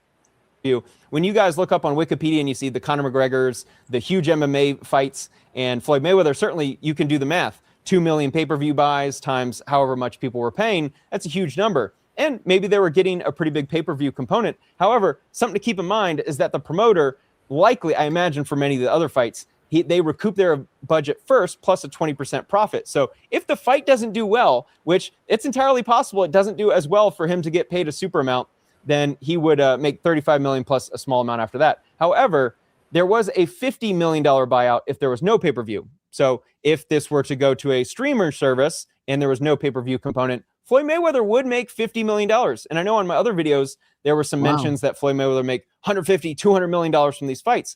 He's still making multiple 8 figures. Maybe not as much as he used to make, but this is still a really big payday. A key element of these contracts is that Floyd was getting an advance before the fight. So on November 6th, that same day that CSI signed an agreement for Floyd to fight Manny Pacquiao, they sent Floyd Mayweather $2.5 million as an advance shall be paid upon signature. I didn't highlight it, but down here there was a second advance of $2.5 million and a third advance of $5 million. So in total, Floyd was going to get paid $10 million out of that $35 million base upfront before he even stepped into the ring. However, less than a month later, December 12, 2025, Mayweather signed a boxing and promotional services agreement with Players Era LLC. They're doing business as Ever Wonder Studios. You'll see that name within this video. So just know that this is a new agreement that he signed with an entity that is not CSI. Keep in mind, CSI is the plaintiff. This is the new company suing Floyd Mayweather for breach of contract. So this contract, this new Ever Wonder Mayweather contract, said that Mayweather would fight Pacquiao on Netflix. What the heck? Because CSI had the rights. This doesn't make sense. They would. He double booked the fights? Oh my What God. the hell is he doing? Ow! He need help, baby, please. Ow!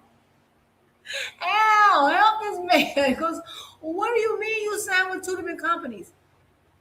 You know what? I feel like if you just give Floyd any paper and talk to him nicely, he'll sign it. Are you not reading what you're... I can't. I need some glass of wine. Hold on. I can't. I gotta get some wine. You mean to tell me you signed with one fight with two different companies? This is insane, Juke. Listen, I don't want nobody saying nothing to me about Al Heyman. Please. Ever again. Please. He need that man. Please. Please. What? I'm getting some wine. I'll be back. Give me 2 seconds. Go ahead. Blaze P for P say please say Floyd gotta be getting high. These some dope fiend moves. Blaze, I don't want to believe Floyd is doing drugs.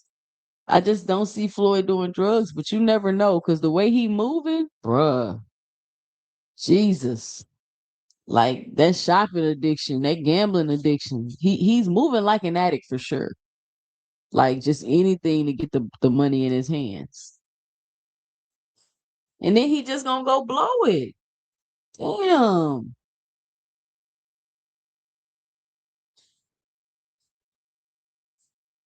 It's gonna end crazy. I'm sorry, but this called for a little Pinot Noir. I couldn't. I had. Okay. Let's get. I'm gonna let you go ahead and pull over. Shakur night.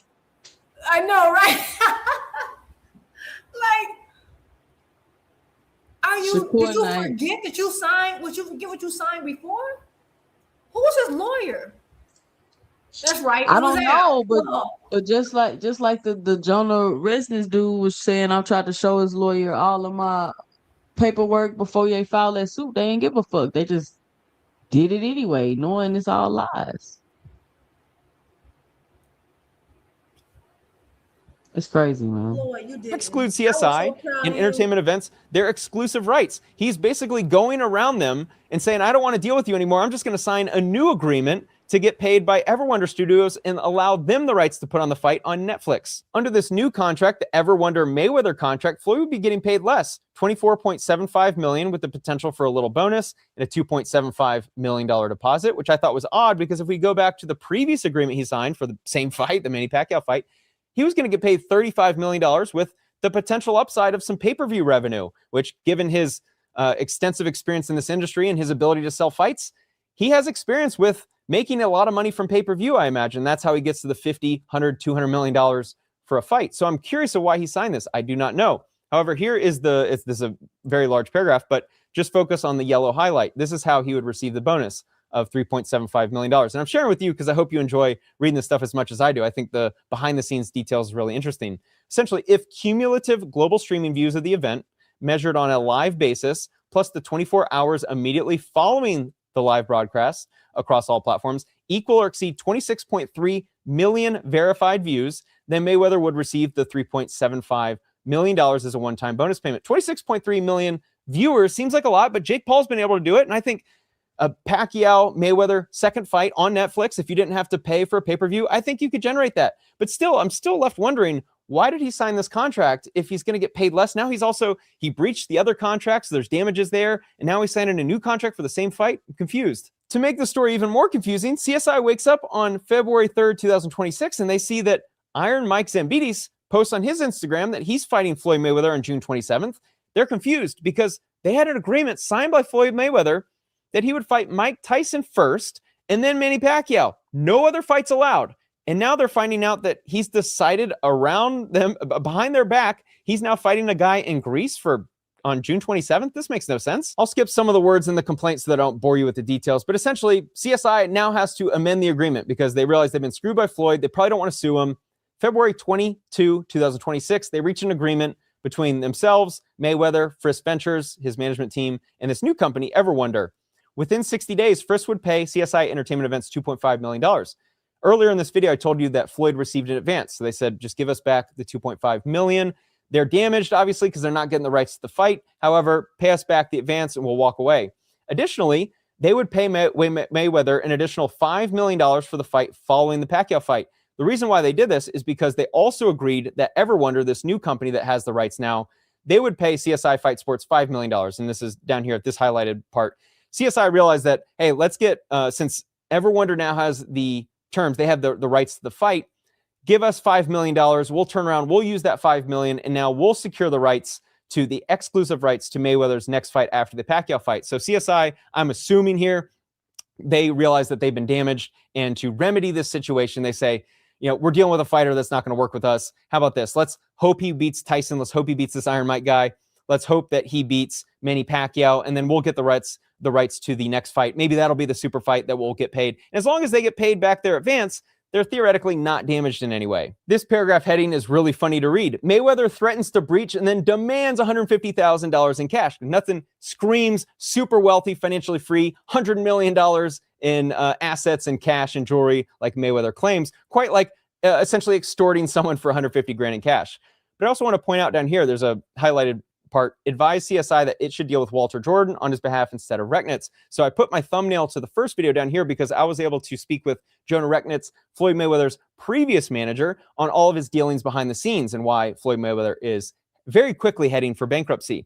And what has been shared with me by multiple sources who are involved in these situations with Mayweather is that Walter Jordan is the new manager and he's taken Floyd in a new direction. And what has been relayed to me is that they do not think it's heading in a good direction. And given all of this commotion, all this drama that Floyd Mayweather is facing, all this negative press, seems like he's been poorly advised right now. And I think he's heading for bankruptcy. Here's the situation with that $150,000 in cash. So under the Tyson agreement, if Mayweather was able to complete his medicals before the fight, ensuring that the fight was underway, then he would receive $150,000 in cash. But here's the catch, is that Mayweather advised CSI that he would prefer to receive the $150,000 in cash. And they knew his persona, the Money Mayweather persona, they knew he was all about cash, but now they're realizing, no, he really is about cash. Instead of, it's 2026, forget digital money, we want to deal with cash.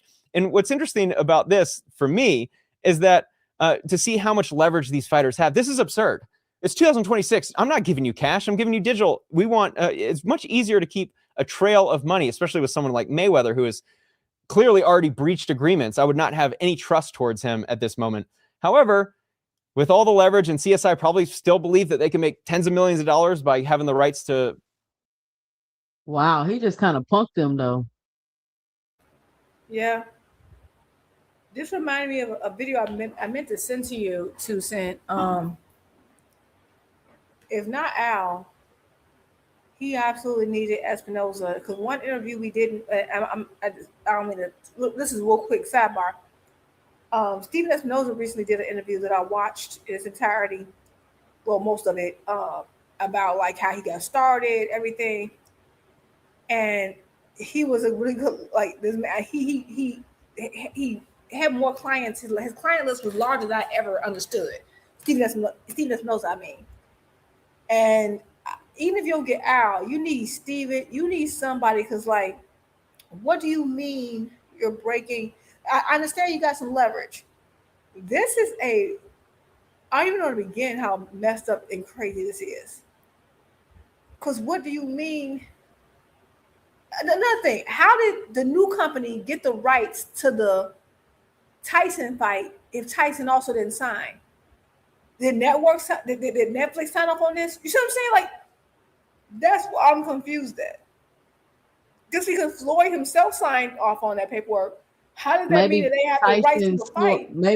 Maybe Tyson already signed up I don't know. Maybe Tyson But already this is signed up not for making everything. sense to me because you need, in order for them to gain the rights, I think, unless Floyd owned the sole rights, his signature should be enough to give them the right to the fight. That's why that's not making sense to me. That's why I'm like still taking everything with a grain of salt. But this is just making me think of the interview I just saw with Stephen Espinoza and like how like this man dealt with the heavy hitters of the heavy hitters. Like, and you need one, and that might explain why Floyd was doing so well because you had Al and him. I didn't even know that Al and Espinoza. Espinoza had Keanu Reeves as a client before. I didn't know that. He had Tyler Perry as a client before. I didn't know any of this. Like, Steve Espinoza is a heavier hitter than we ever realized. Yep. He had Mike. He had Oscar. That's how he got started, as Oscar's lawyer. Like, yep. That explains why you had the dream team and then you dropped them for a man who had already been convicted. I can't. Mr. Greg say, if you notice, with the $5 in the super chat, he says, if you notice, Floyd spending his time chasing money via loans and upfront payments for fights he is not even training for. Yes, dope fiend moves. Shout out, Mr. Greg. It's crazy work, Mr. Greg. Oh my God, you're right. When is he training? He got to be in court every day. I don't know what Floyd is doing, Zoop. He coming on here talking about people lying. Promote and put on one of his fights. They agreed to give the installment payment in cash. CSI's owners, the Mielis, arranged to meet Mayweather at the Peninsula Hotel in Beverly Hills, California, to deliver the cash in person. This is absurd to me. These are two business owners, probably pretty busy. They're out in New York, New Jersey, I believe. They're on the East Coast. They fly out to the West Coast to meet with Mayweather in person to acquiesce to his demands. However, on their way, Floyd advised them that he was not coming and instead sent a female companion. So these guys are willing to bend over to send him cash instead of wiring money. And he doesn't even have the common courtesy to meet them in person. That's a red flag. So she ended up receiving and counting the 150 grand on Mayweather's behalf. Even better is the exhibit of the picture they took of her literally counting the cash at what looks like a tablecloth dinner. This is a CSI bag, I imagine. Stop playing with me. Wait, what? What? Wait, 2 seconds. 2 seconds. Could you rewind for 2 seconds? Like, I just wanted to make sure I overheard. Just for 2. So you telling me nobody can go check on Floyd? Somebody, like, where his people at? Where the people who love him? Where his people? Mayweather's behalf. Even better is the exhibit.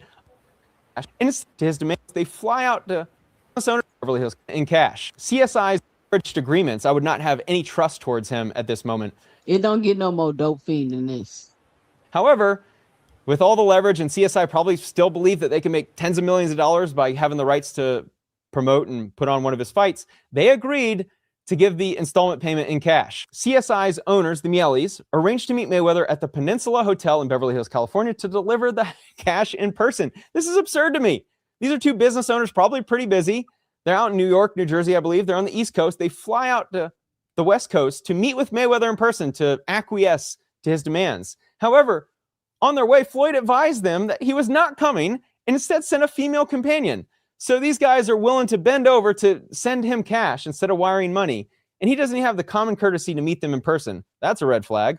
So she ended up receiving and counting the 150 grand on Mayweather's behalf. Even better is the exhibit of the picture they took of her literally counting the cash at what looks like a tablecloth dinner. This is a CSI bag. I imagine they came with the cash in bag and they gave it to his assistant and, of course, took a picture because this is the only way to verify that you actually gave her money. But how absurd is this? That a lady, not even Floyd Mayweather's receiving the money. And they're sitting there counting 150 grand in cash. And this is where Floyd turns to scamming. On March 2nd, 2026, the day after Floyd accepts the $150,000 installment under the Tyson agreement, after these two flew cross-country to not even meet with him, to meet with his assistant, to give them cash, Mayweather posted on his Instagram account that he would be fighting the Iron Mike Zambides in Greece on June 27, 2026, in fully breaching his agreement. Plaintiffs, the CSI entities, are therefore entitled to a permanent injunction. If you're not aware, this is a final court order that legally requires a person or entity to permanently... Mr. Greg, you're going to have to call back. I just opened up the phone lines. stop a specific action, because at this point, they have a signed agreement. They don't want him fighting, because what if Floyd shows his age? What if he gets smacked around a little bit? What if he, I think it's an exhibition, but what if he loses? What if he doesn't look good? All of that, or gets knocked out, anything. If he's bad enough that people no longer are interested in him as a fighter, that could damage them. They might not make nearly as much money from the Mike Tyson or Manny Pacquiao fights. So this is really important. They want the injunction to bar Mayweather from fighting again on June 27, 2026. They prohibit him from fighting anyone other than Tyson, because that's what he has signed and agreed to in the agreement before he honors his obligation to fight Tyson, and prevents Mayweather from fighting anyone other than Pacquiao. It seemed very simple. Dan Raphael tweeted about this that I thought was interesting. He brought up DAZN, which was not mentioned in the complaint. I'm certainly not an expert in this area, so I don't really understand the rights that DAZN would have had, but I imagine that they were going to post the fight. So this is the key one. Besides DAZN dropping the exhibition fight from its schedule because it doesn't want any legal hassles, I'm told that Ticketmaster is no longer doing tickets for the event. If you can't sell tickets and don't have a broadcaster, that seems problematic. So Floyd, I believe, is going broke, not only just in the future. I think he's heading for broke right now, heading for bankruptcy. And if you look at his behavior, he's pawning jewelry, he's breaching agreements, he's taking multiple millions of dollars in advances for fights that he doesn't appear that he's going to show up for. He's breaching agreements. This is a man that appears to be sinking, taking millions of dollars. In my opinion, this is scamming, taking millions of dollars and then not holding up his end of the bargain.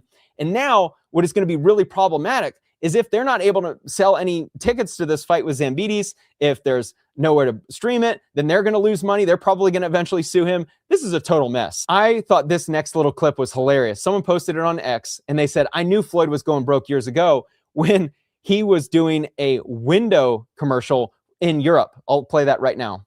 Hi, I'm Floyd Mayweather. Call Love Windows right now.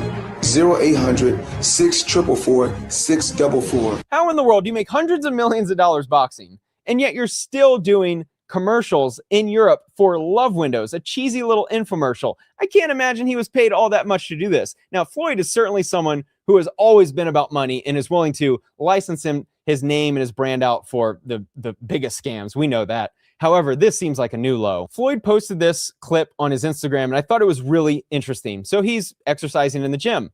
But what do you notice? What I notice is 10 to 15 people just staring there. There's something eerie about this. They're staring at him. They're looking at him. They don't all appear to be coaches or security. And when you guys post about how does this guy go broke? How does he spend so much money? I said he spends $3 million per month. Well, one way to do that is you just have a large team.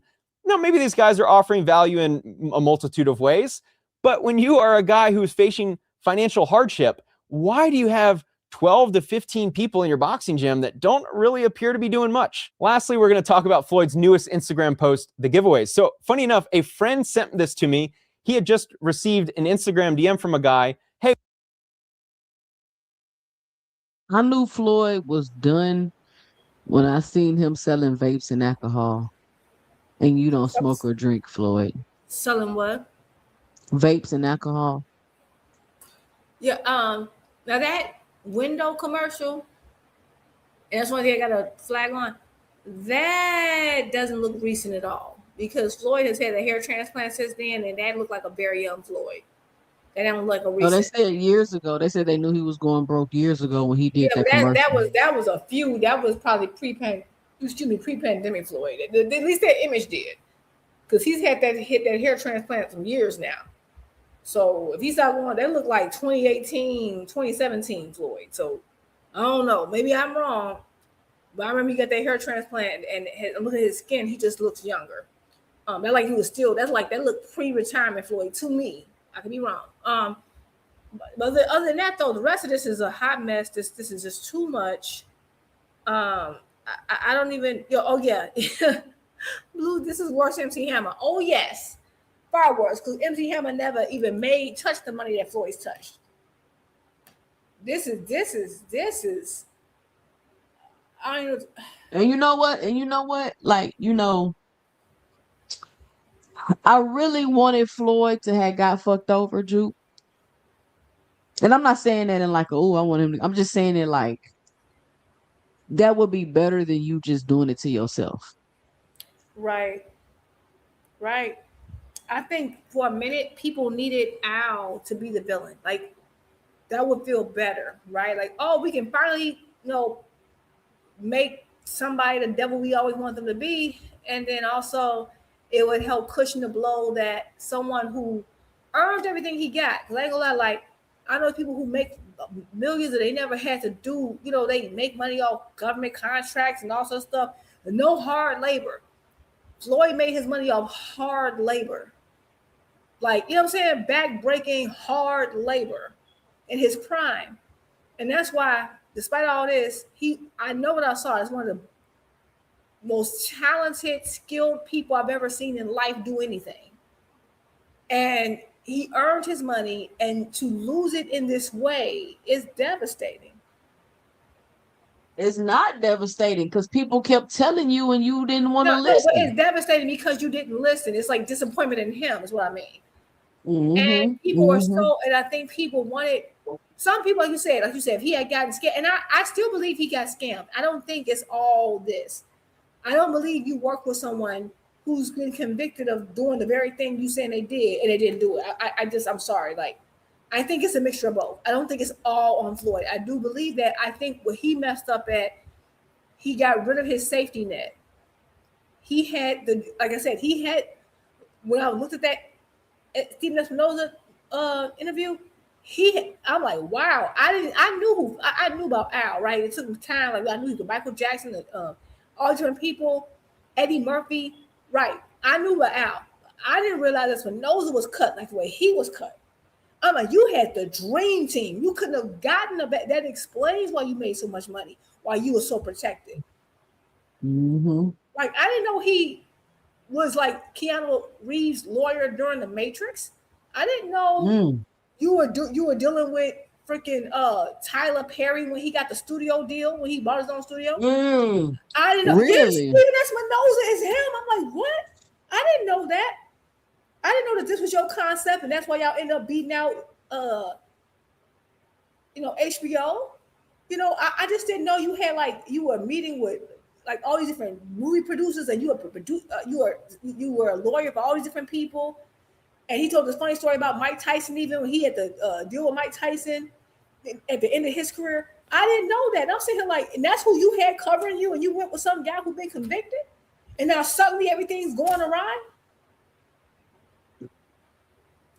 I listen, it's crazy. When you owe everybody money, Floyd, tripping. This ain't gonna end well for Floyd. I'm gonna say that. I don't even know how how do you get out of this, because now you're right. Like now you have to get sued by the people who are supposed to be putting an event on in Greece. They're likely gonna sue now. But this was about to get you out your trouble. Right. Now, and then before you take another fight, you're kind of toxic right now. So can you even take another fight until you clear up these legal issues? And he probably got all them people sitting in the gym with him because Al out on his ass. You think there's a lot of people? I don't think Al would like this. Man, Al said he about to put that man in the ground. I don't think he meant it like that. I don't know if that's Al. I've never heard Al speak. You said put his little ass in the ground. We don't know if that's true. I'm sorry. I don't believe everything. But Andre Berto say that's Al. Who said that? Andre Berto. I gotta listen. I gotta listen to it again. Andre Berto confirmed it, man. I'm telling you, people coming out saying that's Al. No, but I don't know. That's hilarious. But if it is Al, he said he put him in the ground. Al's in his 70s. I do not see him as no dang on gangster killer. No, he not gonna do it. He just gonna make the phone calls. I don't think he gonna make it. I don't think he would do that. Maybe I don't know. Oh, you know Al is a gangster. Ain't no way. Why would he be a gangster? He's made his money on the up and up. Oh, he's in the music industry. Look at Suge. Look at P. Diddy. Them niggas wasn't friendly. No, No, I don't think I ain't say Look friendly. at Clive Davis. There's Look a at difference look between at him. being non-friendly and like Man, they was all killers, Juke. They was all killers, Juke. Look at Don King. what does he Look benefit? at Frank. Look at Frank Warren. Okay, what I agree. What does he benefit? What does Al benefit by harming, like physically harming freaking Mayweather? Nothing. I didn't say I was gonna do it. Al said he was gonna do it. I don't. We don't know. We don't have any proof that that's him to say. Allegedly. I'm not buying it. I'm sorry. Even with this information today, I'm taking everything with a grain of salt. And he owed Leonard Ellerby $50 million. What? Allegedly. He did you hear them? See, when Ellerby and when Floyd did that Fugazi stuff and came on the internet and fired Ellerby, I had heard that Floyd owed Ellerby $50 million. How? And I don't know. How you let somebody get a tab that high on you? And maybe it ain't 50. Maybe I'm just saying that's what I had heard. But then when the whatever just leak came out, he says in there Floyd owed him millions and millions of dollars. It's possible. Now it's possible. I just don't think I don't think this is at a point where I'm not saying people ain't do terrible things, and I'm not saying that like, you know, I know Al's powerful. Of course he is. Do I think he would risk everything he's built to get someone to off someone who like there's right now? That would be an out for Floyd at this point. This man owes everybody. His whole moniker is money made. It doesn't make any sense to want to get him, like take him. Well, maybe he meant publicly put him in the dirt, like maybe, just fuck him up. But I'm like, it's no benefit to Al for him to like leave the earth, because like Al not getting sued. 1, 2, Al, like he's not your problem anymore. So like it doesn't make sense. That's all I'm saying. So I was wondering, when did this even drop? When was it recorded? And why people think it's new? And I don't know, something, and it's nothing too. I question everything. All this information coming out. Okay, so you got this video out, you got this recording with Al Heyman, suddenly the first recording ever, despite the fact that we've never heard his voice before. And even though it is his voice, and this is the age of AI, I question almost everything. That's just me, unfortunately. We've seen too many fake images, too many fake voice. I just don't trust everything, because I understand how powerful propaganda is. Do I believe that Floyd uses propaganda? Yes. Do I believe the people he's suing would also use propaganda? Also, yes. So I think until I like I can completely like beyond a shadow of a doubt say one thing or another, I'm just taking up all. I gotta just put a pin in this, because I don't know. This is a lot. This is overload. I'm looking for it, Mr. Greg. Let me see if I got your message. I told you to call back. I didn't have the phone lines open. Okay, here we go. Let's see if we can play Mr. Greg message, y'all. Give me a second. Then we're gonna finish the video. This is crazy, man. Like, I would have to sit down and think about this. I need to make a video because this is crazy. Girl, I had to get some wine. This is ridiculous. I had to.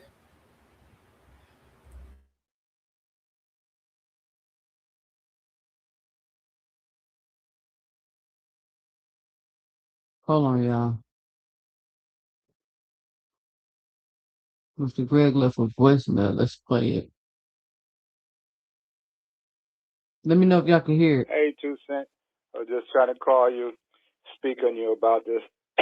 This, as you already been seeing, he's not, I don't think he's on drugs, but he's high off of this lifestyle. He's addicted to it. It's driving him crazy. He's just trying to maintain, and he's sinking.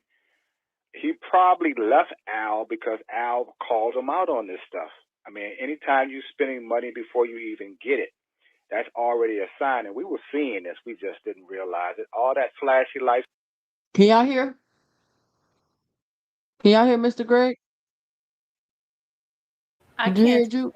I can hear it. Yep. Oh, okay. Here we go.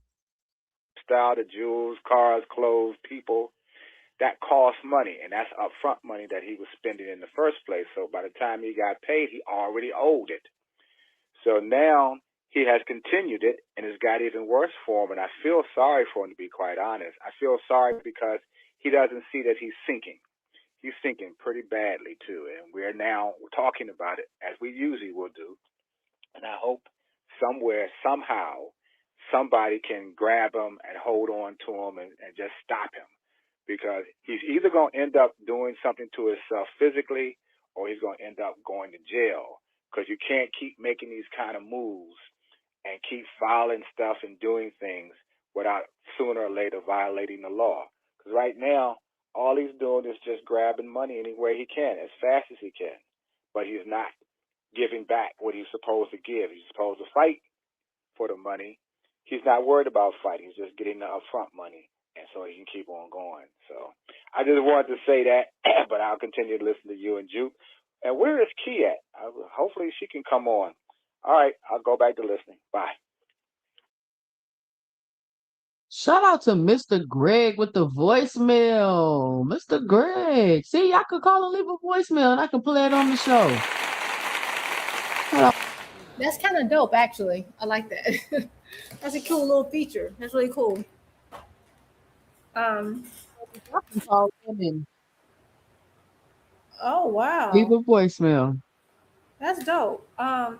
Yeah, this is a lot. This is like, because of so much going on in boxing, this is kind of taking the back seat. Although, like, I just heard about this whole thing today. Like, my first time hearing about it. So they said it was leaked by the voicemail with Al, and the alleged voicemail between Heyman and Ellerby was leaked by 50 Cent. Like, was it his Twitter account? Like, how did y'all get this audio? Because I just heard someone. I just heard. I don't know if he did it on Instagram or X. I don't know how he leaked it.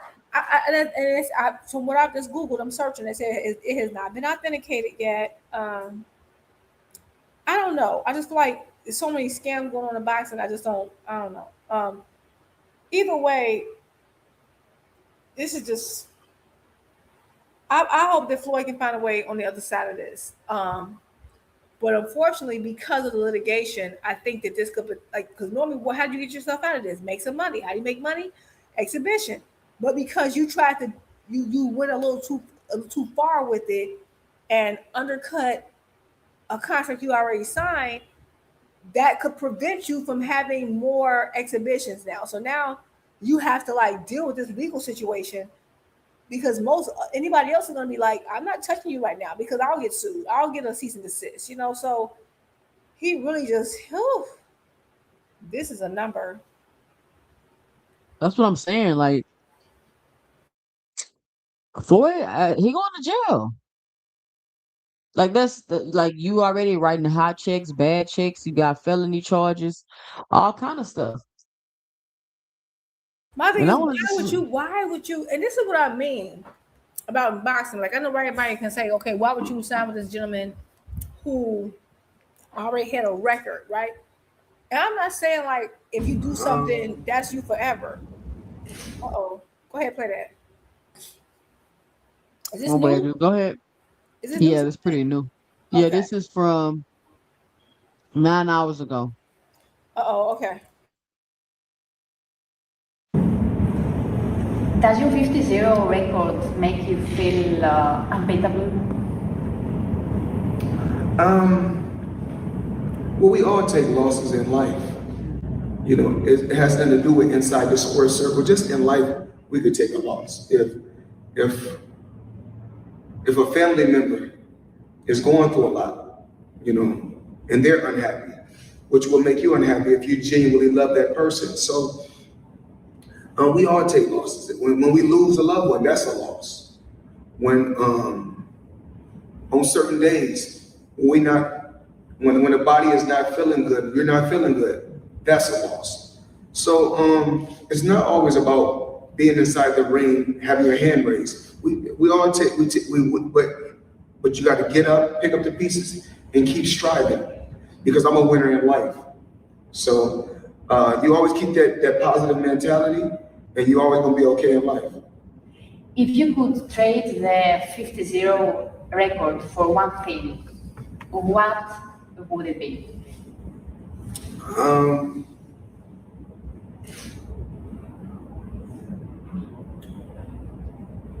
Just to be able to grow, just to be able to be here for a very, very long time, to see my grandchildren all become old. So, that's one of my ultimate goals, is to see right now I have a grandson, and soon I'm gonna have another grandchild, because my oldest son is about to get married. So just being able to see my grandchildren at 60 years old, that'll be a great feeling. How do you attract new fans to boxing? Well, I don't need to attract new fans. I'm pretty sure that fans from all around the world, either like me or they hate me, but I'm pretty sure they tune in and watch me. So to all the fans that's ever tune in to watch me, I take my hat off to you guys and say thank you for the support, because there's still support for just watching. What motivates you to keep fighting?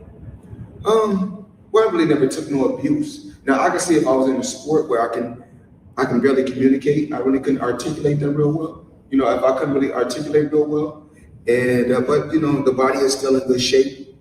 The mind, the body, and everything is in good shape. I'm still able to go out there and run and work out hard and have fun. So why not go out there and display my talent and put on the show?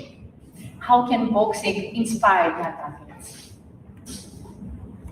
Well, to the young athletes, whether it's football,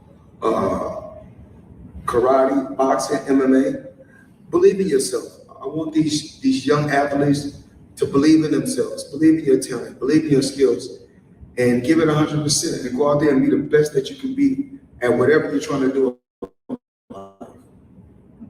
All right, and now quick questions, please. Yes. Knockout or points win? Just win. Fight smart or fight hard?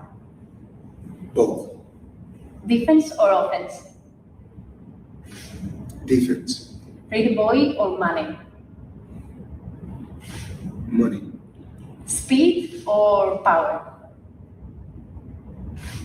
Smart. Money or glory? Money. Strategy or instinct? Game plan.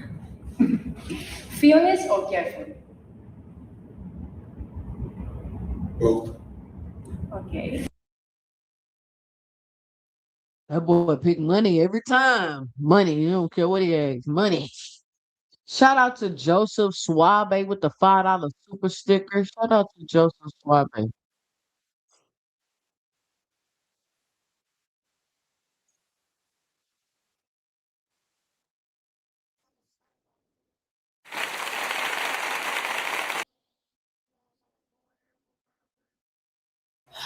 Girl, this is crazy. It's crazy. I was saying all this is crazy with this voice stuff. It's just crazy. I I don't mean, even know what to say. I got like let this settle. I need to do my own little research, and I ain't gonna lie, I was not prepared today. I did verify part of what he said, like I said, but I need to do my digging. But yeah, and so but that's what I want everybody to do. I'm just providing yeah. y'all with some No, facts that you all what can you go. said. Thank you. I feel like you always give me something that I wasn't either thinking about, wasn't aware of, or come from a position or a different angle. Because right now, everybody talking about certain topics, and this was under the radar. And I was like, well, I'm gonna look into this. So you didn't put a little fire into my ass to go look for it sooner. But no, you're right. Because like, part of me like, okay, as the man was talking, I was trying to fact check, do a little something on my own, and I saw that little thing about when he was with the real deal, and I'm like, okay, no, he absolutely did do that. Now look at the guy's record. Okay, the guy did have a record. And now the only thing, like some of the stuff he said, I'm like, it's impossible to verify that. And then the other thing, like that video with the commercial, like, oh, he's doing commercials to make money.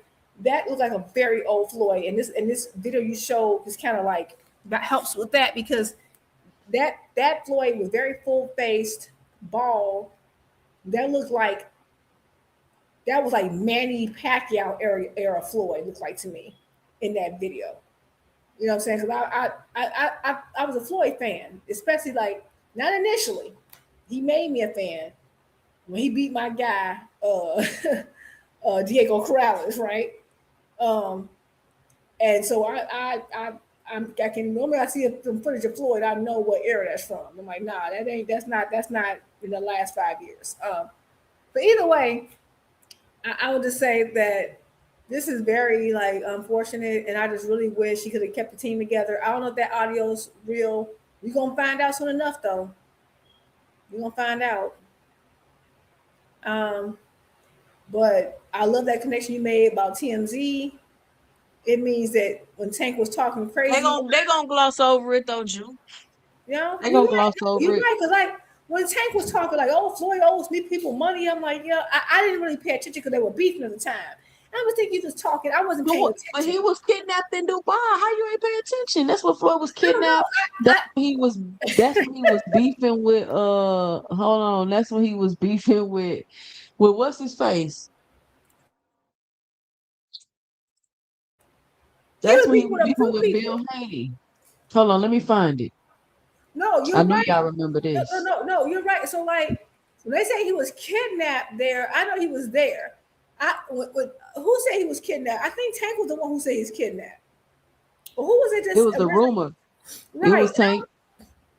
Right. And I'm like, come on now, Tank, you're doing too much. Like, you know, because they always beefing and then friends and beefing and friends. So I'm like, kidnapped? Like, how you know he kidnapped?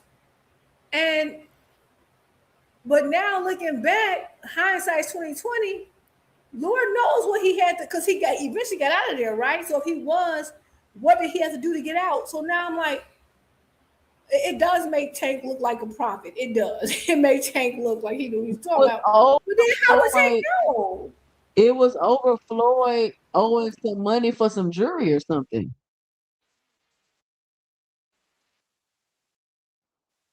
It was over some jewelry. Him owing for some jewelry he didn't pay for. And now from here on out, now sometimes Tank be talking, I be like, yeah, whatever, dude. Like, now I gotta pay attention to everything he say. Cause oh my goodness, he was the first person that said it. And Floyd tried to sue over that. Yeah, remember in the lawsuit, he mentioned it in the lawsuit to Showtime. He mentioned that it's like he was mad that he alluded to what Tank said, like, oh, he has people thinking I don't have money, blah blah blah, or you know, people are stating these things about me, and he verbatim said something that Tank said, but he can't. I guess he can't sue Tank directly because if you sue Tank for defamation, you have to have discovery and you have to prove that Tank lied. But if you sue in the way he's suing, you don't.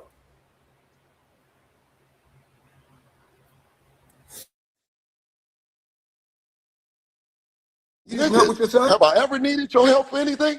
You need some help with your son? For some help? You need some help? Have I fucking night? You need. Have I ever needed your help for anything? You need some help with your son? For some help? You need some help? Have I fucking night? You need some help the other night? You need some help with your son? Listen, your son need help tonight, not the other night. You need some help with your son? Needs help tonight, you fool ass earth man. Your son needs help tonight. Your daughter needs help tonight, you fool ass earth man. Do not campaign. Everybody needs. Listen, my son needs. You need some help? I can't. Now that I ain't gonna lie, let me say something. I rarely laugh or anything. That's back in my anything says, but them two going back and forth was funny as hell because he said, "Your son needs some help tonight." He said, "Your son needed help tonight." Right? He needed some help the other motherfucking night. Hey, that shit was classic. He said, "Your son need help tonight." I can't. See, this is why I don't drink wine when I'm watching this show. Yeah, this is ridiculous. This is so ridiculous. Oh, I got some more juke. You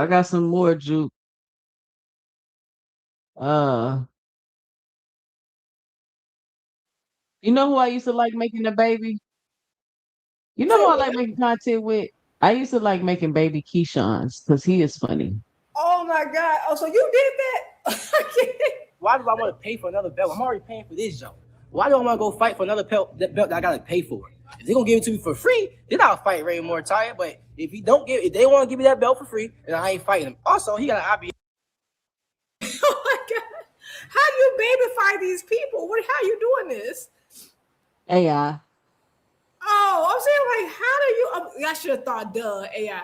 I don't have any AI tools or apps or anything, so that's why it was already crazy when they said it. But seeing it in baby form, I don't know why that tickled me. I don't know. I got another one. With Tim Bradley. That's a good one. Let me see if I can find it. I don't know why I stopped making these. This is so funny. I've been literally, I'm literal tears. I don't know why I laughed so hard at that. That was funny. Damn, this is interesting. Right now, 3 fighters on Tank's resume are world champions. Are world champions. Who beat them? Tank. Ain't that something? 6 of them right now are still rated top 10 in their weight class. Some even number 1 right now in their weight class. What? Stop babifying these people. That do look like Tim Bradley. That does. But Baby Bill Haney took me out. He said, "Oh, Baby Bill, help tonight." Oh my God, that was not the other night. Tonight. That is I never laughed when Bill Haney talked, but that was funny to me.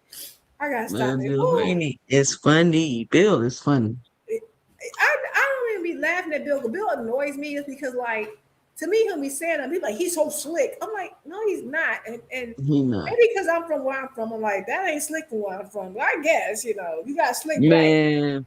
But that Mill City interview, that had me in tears. Like, no, I ain't gonna lie, that one was a little funny because what was funny about that is that Mill City was not giving Bill what he wanted, and you can tell it was frustrating Bill.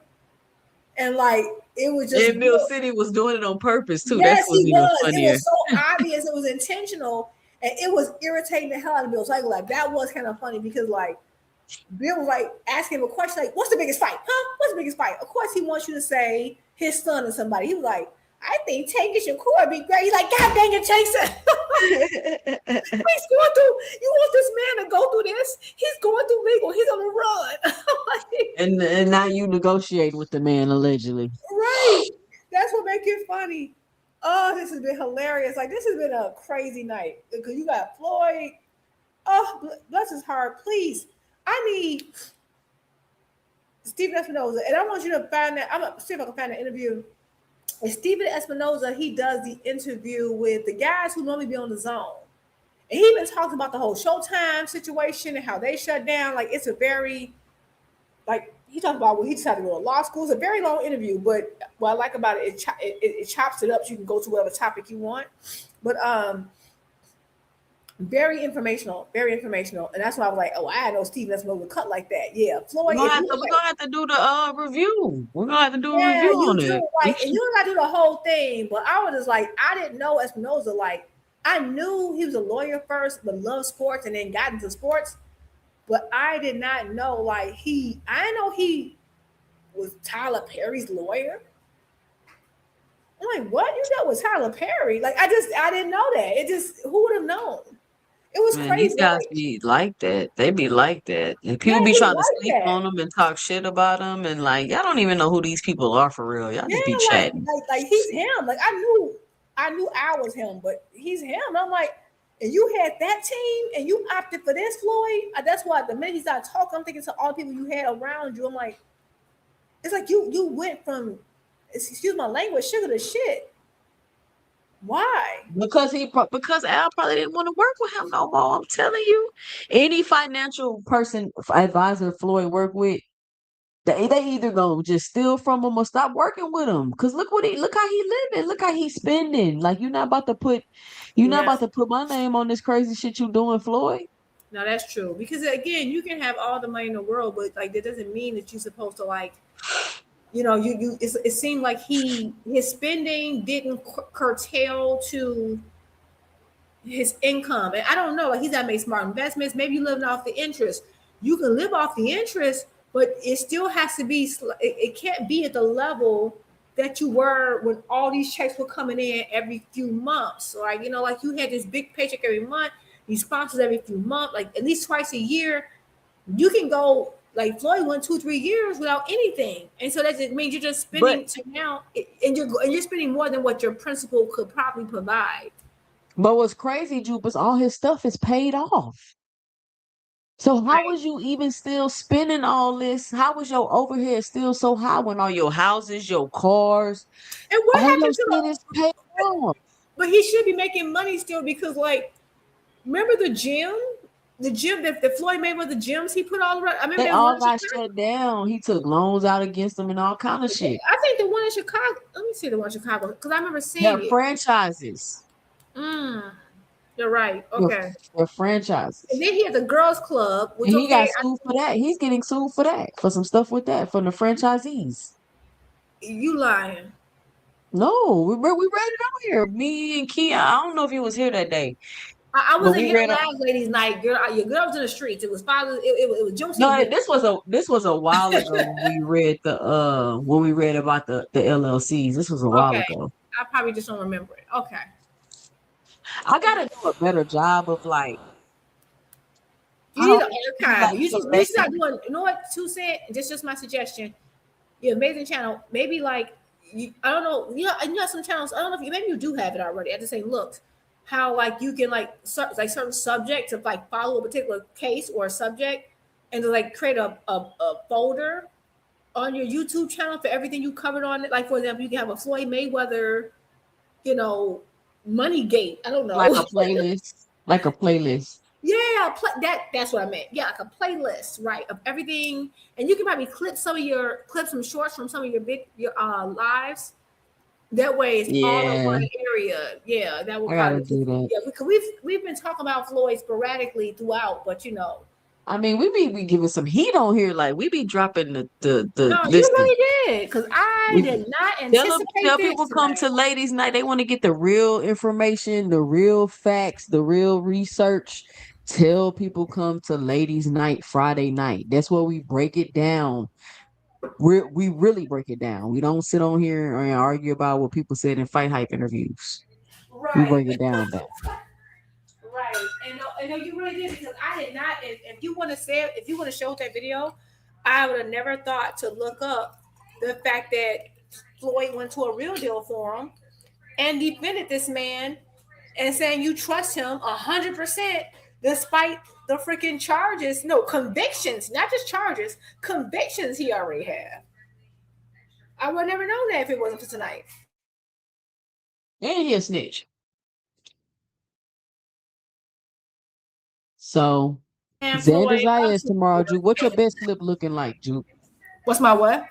What's your best slip looking like for tomorrow? I ain't gonna lie. I don't ever bet. I don't bet because I'm scared to lose. Hypothetically speaking. Okay, technically speaking, I would say I probably should bet. I need to make some money because I would have made money if I bet let me pick. Juke, you know a lot. You might be good at gambling on betting on boxing. I'm gonna have to start small. Like I'm one of the people who when I go to Vegas, like if I spend money, I need something tangible in my hand. Like I'm like that. Like I get mad if I lose $20. And I know $20 ain't a lot of money, but I just don't like losing money. That's just me. You just gotta get that first win, then you're gonna be like, oh, okay. That's true. That's very true. Because one thing I regret, and it's so funny because now they're about to fight this weekend on Sunday. I should have bet on the first Rayo versus Edwin fight because I called that, and I would have won so much money if I'd have bet, and I didn't. And I'm mad at myself. I think about it all the time. Like, why not bet on that? I saw that upset coming. Anyway, of course, well, I got boots. You know, that's the big thing, right? I'm gonna go straight in. I got boots, right? My fear is that okay, maybe because I'm just trying to see. I'm not saying Boots can't knock Xander out, but I remember all this. Oh, he's Xander's gonna be drained. Xander don't look drained to me. He don't look drained to me. To me, he hydrated very well. I didn't think he looked drained at the presser. That's just me. I think he didn't look as chubby. So I'm wondering with that extra cushion, and I'm assuming he should be able to absorb these shots again. This is his weight class, right? This is Boots has fought a minute and a half at 154. You know, and so I can't really say Boots look a certain way. Now, is Boots a better fighter? Yes. But that doesn't, so I don't know. Part of me is thinking, Boots, I'm reluctant to go for the stoppage, though. I don't know what it is. I'm like reluctant to say stoppage just because I haven't seen Xander hurt to a point, and I've seen Xander take some shots. I will admit, no one with the power of Boots per se, but Abbas got some good pop. So I got Boots. If it's a stoppage is late, I think in like a corner stoppage or ref stoppage. If he just blasts through him, I'm gonna give all praise to Boots for real. And then there's other fights on that card that I'm like a little nervous about, like that Jihad Tucker fight. Man, why Jihad Tucker was tripping like that at the press conference? Yes, that's what got me like, oh, he got Jihad out his body. He's in Jihad's head. He's in Jihad's head, and I'm like, oh, that's gonna be a good fight. Now that like Jihad versus Cedino, and Cedino can fight. I went back and I found some footage on him. That's a good fight. That's a really good fight. Whitaker should better pull through. This is a fight that they set up for him to look good. However, I've never seen Whitaker fight in the USA, and I'm sorry, but when it comes to some of these UK fighters, they don't always look the same when they fight here versus the UK. We gonna see. Oh no, he did. I'm lying. Whitaker did. Didn't Whitaker fight? No, that was not I don't even know why Eddie got him over here. Take him back. He's trying to use Boots to push Whitaker. That's what I'm saying. Take him back, Eddie. We don't want no Ben, Connor, Ben Whitaker. Take them back over there, both of them. No, I agree. I agree. I'm not that into Whitaker, but he a cool little fighter. I will say this though. Light heavyweight has some potential in a year or two. I'm not going to front. I've been looking at the landscape. Light heavyweight got some potential. It might be able to capture the limelight in a minute. I'm just looking at, because they got some good young talent at 175. I ain't going to hold you. They really do. And Whitaker can be a part of that. But man, they already going to keep him away from Benavidez. Eddie Hernan already said no, he ain't ready. But like, who Ben Whitaker going to fight for real at 175? So everybody that I like at 175 are kind of up and comers that no one might not know about. So one is Najee Lopez. I know Najee Lopez. I like Najee. That's what made me think. And then the other guy they put him up against, what's his name? He the one who has like that some form of alopecia. He don't have any hair. He used to watch on. He used to be on PBC. What's his freaking name? God dang it. He's a light heavyweight.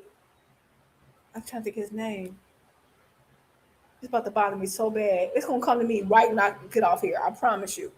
But he's a fight on PBC, and he recently fought. You got Ben. So you got Ben Whitaker. You got Najee, and then Najee was at the guys he just fought. It's supposed to bother me so bad. He's to fight on PBC Fox. He used to fight on PBC Fox. And I'm trying to remember. This gonna come to you. Let's see what Bob Arum. But anyway, they got some good undefeated up and coming talent. Let's see what Bob looked like a fish in a fishbowl to me. I don't know why. What's your thoughts on Zuffa boxing and Dana White being involved in boxing? Dana White really is a cancer for boxing because you come in and you want to get rid of all the sanctioning bodies, and we know where that's going to lead. We know what happened with Dana White and the UFC and how they made a lot of money by underpaying the fighters. I mean, they just lost a lawsuit for $350 million. They're about to lose another lawsuit for $400 million. Why? Because they pay their fighters peanuts and they make all the money themselves and they talk about building the sport and so forth. So if they got a foothold in boxing, in my opinion, it would be the same thing as far as the boxers were concerned. Initially, they'd make money, but ultimately, they'd be like paupers. Bob laughing at these because man, let me say that video for all the Zuffa Johnson bouncers. Whoa. Wait. You might have to play that one again. Let me say that video for all the Zuffa Johnson. Hey, look, Jude. The first they asked him the question, "What do you think about Dana White and Zuffa and boxing?" I think Dana's a cancer to the sport. That's the first thing he said. Let's run it back. Let's run it back. Yeah. All right. Where is all the Zuffa lovers at tonight? For real. All the Zuffa Johnson bouncers. Let's listen to what Bob has to say. Y'all know how y'all like to always refer to other people like as if they say it, it's gonna change your mind because they said it. So this is what Bob's saying about Zuffa. What's your thoughts on Zuffa boxing and Dana White being involved in boxing? Dana White really is a cancer for boxing because you come in and you want to get rid of all the sanctioning bodies, and we know where that's going to lead. We know what happened with Dana White and the UFC and how they made a lot of money by underpaying the fighters. I mean, they just lost a lawsuit for $350 million.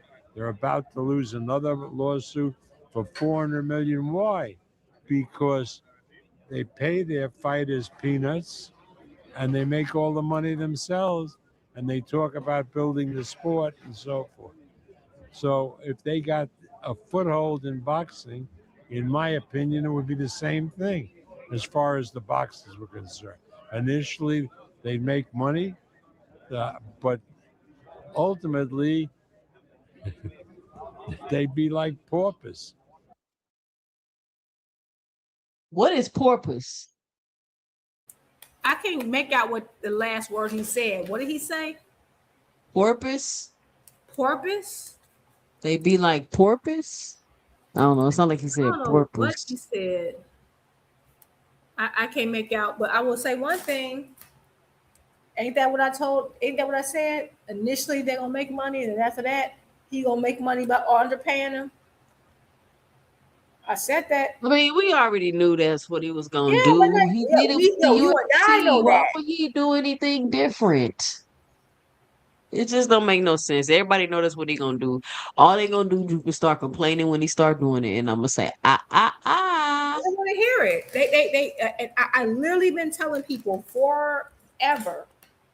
Once they get these names, and it kind of explains it. When Tank was going right, he got a relationship with Haney, he got a relationship with Shakur. They should have been announcing crazy fights. They didn't. It should have been easy to make the fights because he got all this money, right? I said if Tank leaving, people like, oh, we're tired of him, he needs to go. Tank is the only reason that he has to pay out that type of money to people under a certain division anyway, because Tank is a rising tide that lifted all boats. He improved the market. And now because you have to compete with him, you have to overpay. Tank leaves, I don't have to compete with anything. You know, the minute Tank went away, you stop hearing about all this mess, all this money. How come there should have been hella fights made when he was gone to take his spot? He was, and suddenly no deal could get made while he was gone, because he's the reason that you can even ask for what you're asking for in the first place. With him gone, Turkey no longer has to compete against anything. That's why he wants everyone gone. It's about if I get rid of the competition, I'm the only game in town. I can pay you whatever I want. That's the whole point. But people don't got common sense. They don't understand how markets work. I've been said it. So and Bob knows, and the only people who don't know are people who don't have common sense, or bought it up, or just here to they only pop up when it's time to talk about Zufa. Like you can look at the chat and see who that is. But anyway, yeah, that is. Oh, but the name. Yeah, I don't think it's going as planned as Zufa. We were supposed to have all these big announcements this month. We haven't had one, and today's the 27th. So I'm curious when we're gonna get these big announcements. Halfway through the year. We're halfway through the year. They're on Zufa event. I don't even know what. And we ain't got nothing. And I'm not saying they won't. They may. But I'm just saying, like, this was the opportune time to like take over that. Oh, I want to be the face. I want to do this. I want to do that. And we've got nothing. Tank been inactive for a year, and they gave us nothing. Nothing. But he got all this money. What happened to the ring cards? What happened to all that advertisement, right? Remember the advertisement with the video game? What happened? What happened? The fight trailers. If Tank retires tomorrow, there's no reason to give you a big paycheck. I don't think they get that. I don't think they get that because the reason he has to give you this money is to entice Tank himself and to make it and to take all Tank's competition away from him and say, hey, I'm going to overpay. He leaves. Your value drops too because your value depended upon him in the first place. And it made sense that might explain why the minute he went had his little hiatus, boxing itself took a hiatus. Don't you notice that too? Saying like he was on hiatus. It almost like he took boxing on hiatus with him. Yeah. And it's because it's because they acting like these fighters acting like they can't fight each other. Right, but they told us that Tank was the problem. They told us Tank was the problem. So the minute he got out the way, we should have been seeing all kind of matchups. All we got was Devin and Shakur talking back and forth about fights. Shakur saying no one reached out to me, blah, blah, blah, back and forth, back and forth. Tank pops out. Day 2, someone like, dang, the team reached out. Day 2. Meanwhile, Shakur and Devin been back and forth for 2 whole weeks and nothing. And that's what I'm saying. We gotta thank Tank because he finally got Bill to shut the hell up. Absolutely. And get off the internet. Yes. It was nothing but Twitter beast. And now Tank pops out. 2 days. They talked for 2 days. After that, the Twitter beast stopped. Everyone shuts the hell up. Funny, huh? The second he leaves, there's nothing. He comes back, there's motion. No one thinks that's good. And I'm not saying that like, Tank is like a god. I'm not saying that. I'm saying is that all this stuff we've been blaming him for, with his absence, this was the opportunity to show who people really were, and they showed you that nothing they weren't about to make nothing pop, and they didn't. They didn't. Where's Turkey? Man, Turkey dying. With all that time, Devin and Shakur going back and forth, Turkey deals with both of them. Why he come out like, no, I got you. I'm about to make this fight. How come he didn't do that? How come he didn't do that? Turkey dying, Drew. He was sick when he came, and Lord, the prayers to that man. He when he first came on the scene, everybody knew he had some health issues. It didn't stop him from doing what it is, doing what he wanted to do. How come he didn't? He loved announcing what fight he wanted to make. He let Devin and Shakur go on. And I'm not saying Devin and Shakur won't get made. It can't potentially. They both could be signed to Super Bowl, we know. He could have stopped it at any moment, like, no, we're going to get this fight made. Let me tell you what I'm going to do. Let me tell you what I want. He didn't do it. He didn't do it. The first time Devin says I got an offer or somebody contact me was day 2 of arguing. Actually, day 1 of arguing with Tank, because Tank was arguing with Shakur the day before. And now it's silence. I mean, because that's what happened when people really want to fight, Drew. You don't got to talk. You don't got to be hopping on panel, begging. Like, it made no sense for all that to be public anyway. So they just let me know all of y'all were bullshitting. This let me know. Where This we should at? let everybody know that all of them were bullshitting. This right here, the fact that I could send you something, say answer your phone, my team reaching out, and you everybody quiet. This should let the public know this is how you make a fight, and that all of them were bullshitting. Yep. Like I don't know what other example y'all need. Like I Y'all don't. think Hey, y'all think that y'all so Bill don't respect Shakur enough to go quiet and deal with the negotiations behind the scenes? Is that what y'all saying? Because he got on here and said, "Hey, I'm talking to Tank. We can't talk about what's going on," and he shut up. But for weeks he was on here going back and forth with Shakur and Keyshawn. he is the first. Like I told y'all, Yep. that's not how you make no fights. So the next time he comes back on here doing that, can we all just call it for what it is and go on about our day instead of talking about it for days and days and me having to keep telling y'all that they bullshitting? And it was I so don't know. annoying, right? Like they've been talking about going back and forth. Tank said, I'm sorry, Shakur said this, Devin said that, blah blah blah blah blah blah blah blah blah blah blah. I'm like, if it was really what was going on, you wouldn't have that on social media. Like that's because that. And the minute when Tank said that and it got silent, he said, "Oh wow, it might happen. They just contacted me and it went silent." So that now tells me, and remember who else said that Tank team contacted him? Shakur. So now we have Shakur. verification. So he's contacted both of them. So this is why people are like, oh, Tank been ducking folk. No, he hasn't. It's on Devin now because it's been nothing but space and opportunity for them to get what they want to get done. Like, hey, we gonna show you. Like y'all told us that Tank was the problem all these years, and he's holding up by all this. Y'all had ample opportunity, a year in fact, to show us what y'all can do, and we didn't get nothing. Okay, we did get Shakur versus T.O., which we didn't really ask for, but fine. Okay, cool. But like, they just went back and forth for nothing. No one ever went to any meetings. We didn't hear a peep from Turkey. We didn't hear a peep from Dana. Nothing. Just them going back and forth and folks over analyzing them going back and forth. Talking in circles, analyzing them talking in circles. Bill already said he'll fight Keyshawn and agree to everything, but yeah, he keep talking about it over and over. Like, come on, y'all, stop playing. So again, right? Like with fights ain't made. Fights, I don't care nobody say they're not made over the freaking internet. It's just not how it works.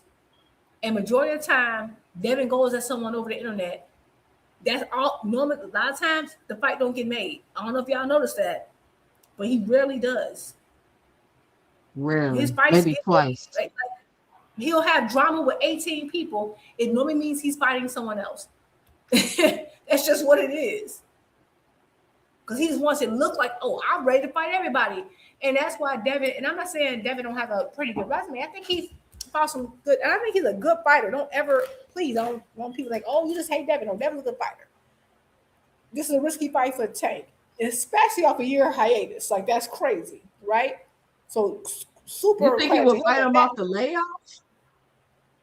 That's what it looking like. Maybe Tank, like, I don't care. Let me just get this about the way. But that's what it would be. Man, that means that's disrespectful. That means Devin a tuna. Yeah, right.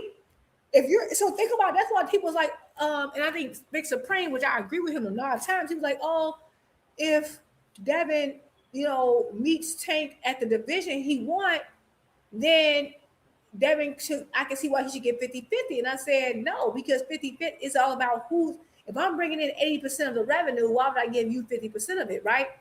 And I get what Big Supreme was trying to say, but I'm like, yeah, remember, Tank, it will still be given, if Tank was to meet Devin at 144, that means Devin will be cutting 3 pounds and Tank will be giving up 9 pounds off a year-on-year layoff. That's insane. There's no A-side in history who's ever done that or would ever agree to that. Ever. I mean, I just think that Tank shouldn't even be trying to fight Devin big ass for real. I don't either, but it's on Tank. I think that Devin should be trying to fight Ryan, which had he did what I suggested, he would have never gotten. They would have never got a chance to order the freaking mandatory with Keyshawn. I think Devin You about would to have been in fight the Keyshawn. unification. You would have been in the unification. Had you I think fought Devin Ryan about to or fight Noe. Keyshawn. You say what? I think Devin about to fight Keyshawn. But I don't know. Keyshawn might be about to fight Brian Norman. So I don't know. Yeah, because Brian Norman now calling out Keyshawn. We'll see. I don't think Tank should be trying to fight his big butt either, especially people are putting it on. Oh, Tank is the only A side in history. I know it's when you're a PBC and you're the A side, people expect for you to like give up everything you work for. They never say that. I don't know why. What is up with that? Because it's Al, and I'm sorry. I hate to say it. I hate using the race card, but it's partially race, and it's because you're an Al fighter. Nobody else is. No one would dare ask Canelo to do this. Dare ask Canelo to do this. Oh, well, no, they did the same thing with Spence, and Spence fell for it. Tank ain't Spence. However, it's like that's why I was like, well, Briggs and Prince are only be 50-50. I'm like, what? He's like, well, you if you want the fight to be made, Tank don't. I'm being real. Tank does not have to fight Devin. It will not look bad upon Tank if he never fights Devin. The opportunity for that fight was at the only opportunity that they ever really had, the space and opportunity they ever had to make that fight. The only time that fight was realistic was after Lomachenko. That was the only time him and Devin were realistic. They were both free, but 5 days after Lomachenko, he had already contacted Eddie Hearn to fight Prograis. And then he later told us about his New Year's resolution that was always his plan.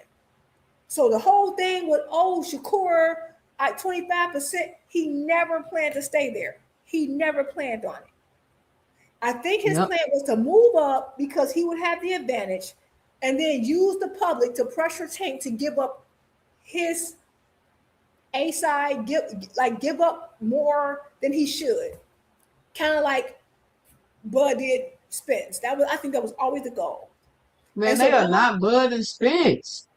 And they're not, and they're further apart than Bud and Spence. And Tank is not as thirsty for them belts like Spence was. And I love Spence, but he just was. But he don't care at all about them belts. Right. He don't, right. It doesn't matter. It ain't gonna change that because at the end of the day, let's be real. If Tank and Haney end up fighting, who benefits most? Devin. But that's what I'm saying. Tank don't even have to fight Devin. He can go the rest of his career and not even have to fight really Devin. Benefit from this fight. You're not a bigger name than him. You cannot make him a bigger star, number one. Number two, you're not his biggest fight. You're not gonna top the Ryan fight. You don't bring nothing to the table. Right. You're not gonna if they fight at 142, maybe the welterweight title. The welterweight title can be on the line, but okay, that's just another belt he got to pay for. It benefits Devin the most. So yes, because win, lose, or draw, you're going to catapult just by fighting Tank. You are. Tank is not going to catapult by fighting you at all. And it's riskier because he's fighting a welterweight. In any other situation, if you have a lightweight fighting a welterweight, the lightweight's supposed to lose. You're just supposed to. It shouldn't be a competition. Well, Tank's supposed to lose, ain't he? Yes, he is. But so the fact of him even considering you, and you mean tell me you can't meet him in the middle? And by the way, I'm sorry, but the middle is 141. That's the middle. Nah, he ain't going that low. And he's not gonna go that low. So that's why the fight don't even make sense. It don't make sense. And that's why I said I don't want to hear no complaints if they're like, oh, it's a rehydration clause. The fight don't make sense anyway. But since you insist on calling out younger, smaller guys, if Tank said 143 in the rehydration clause, it's fair. It's absolutely fair. How can they not understand the rehydration clause for Tank, but we was just talking about it for Shakur? And they were defending it. Yeah. So that's why I say, like, I get it. I think Tank, that's just a fight that Tank wants to get. Like, it's like an itch he want to scratch. That's fine. That's what he want to do. But if Tank does not fight Devin, no one can hold it against him because no one can ever tell a lightweight, oh, no, you wrong for not fighting that welterweight. No, it's not on you. You don't even benefit much from it.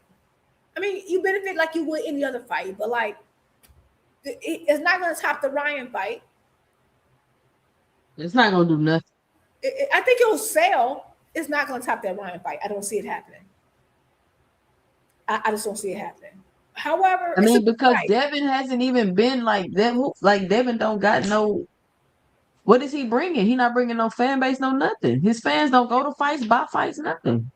Yeah, I think it'll do well. I think it'll do well. I think it will well. Okay, like Blue says, y'all don't think Tank and Devin can do 500,000? Maybe, but Tank and Ryan did 1.2 or 1.4 million. And Ryan still had to have a rehydration clause. Devin told me I don't want no rehydration clause. Bill asking for 50-50. You're asking for stuff when you're not even as big as Ryan. But why would you even fix your mouth and to Ryan ask? Ryan wasn't saying you gotta meet me in between welterweight. You asked Cambosos for 50-50? Right. I don't think it does 800, 900 pay-per-view sales. I don't. London Walker. I think it's closer to 500. I don't think it beats. I think it can. Tank, Terrence and Earl didn't even do 900,000. I don't know if it's bigger than Terrence and Earl because at least the difference between Terrence and Earl is that fight had been brewing. Like we kind of have gotten away from like this is not the Devin versus Tank was at its biggest when they were first both at the same division. They've gotten away from each other. Devin have had the situation with Ryan. This is not undisputed. Like the thing with Tank got Roach. He still got Roach. He still got Roach. Oh yeah, I think Roach will still do well because people feel like Roach can hurt him or beat him. That can still do well. This is not like okay. Let's say that Tank versus Devin happens, and it's somewhere in the middle. What does that tell us? Because both fighters can say, "Well, I wasn't at my best. I wasn't at my best." That's not the thing about Spence and Bud. It was truly for welterweight supremacy. That's the reason why I keep saying, if you want boxing to go back to its glory, you have to have those fights that tell us this is an absolute best man at this division.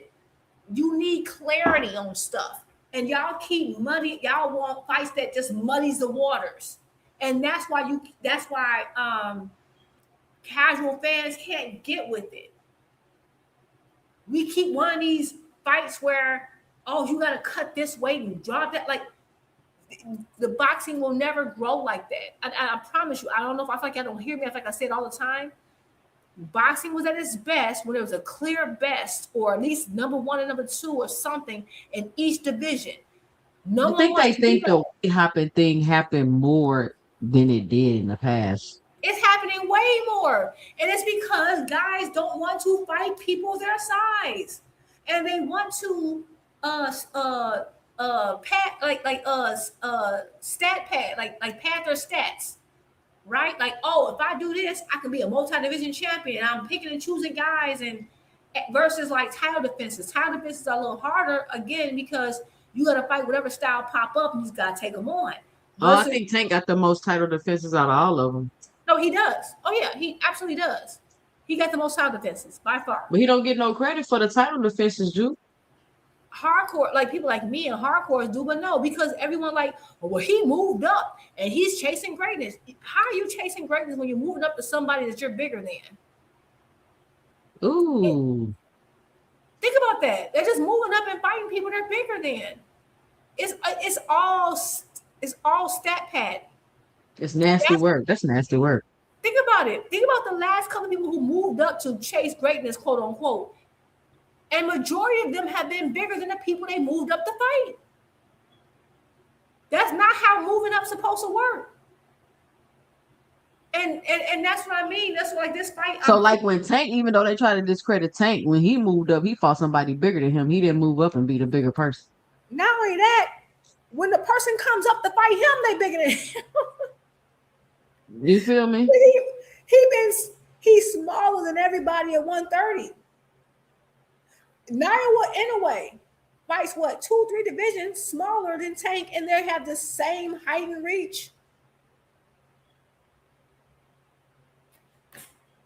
Tank could shrink down and fight in them little divisions if he wanted to. Yes, and they would be like, "Oh, he picking on people." You know they would, but everyone else gets to do it.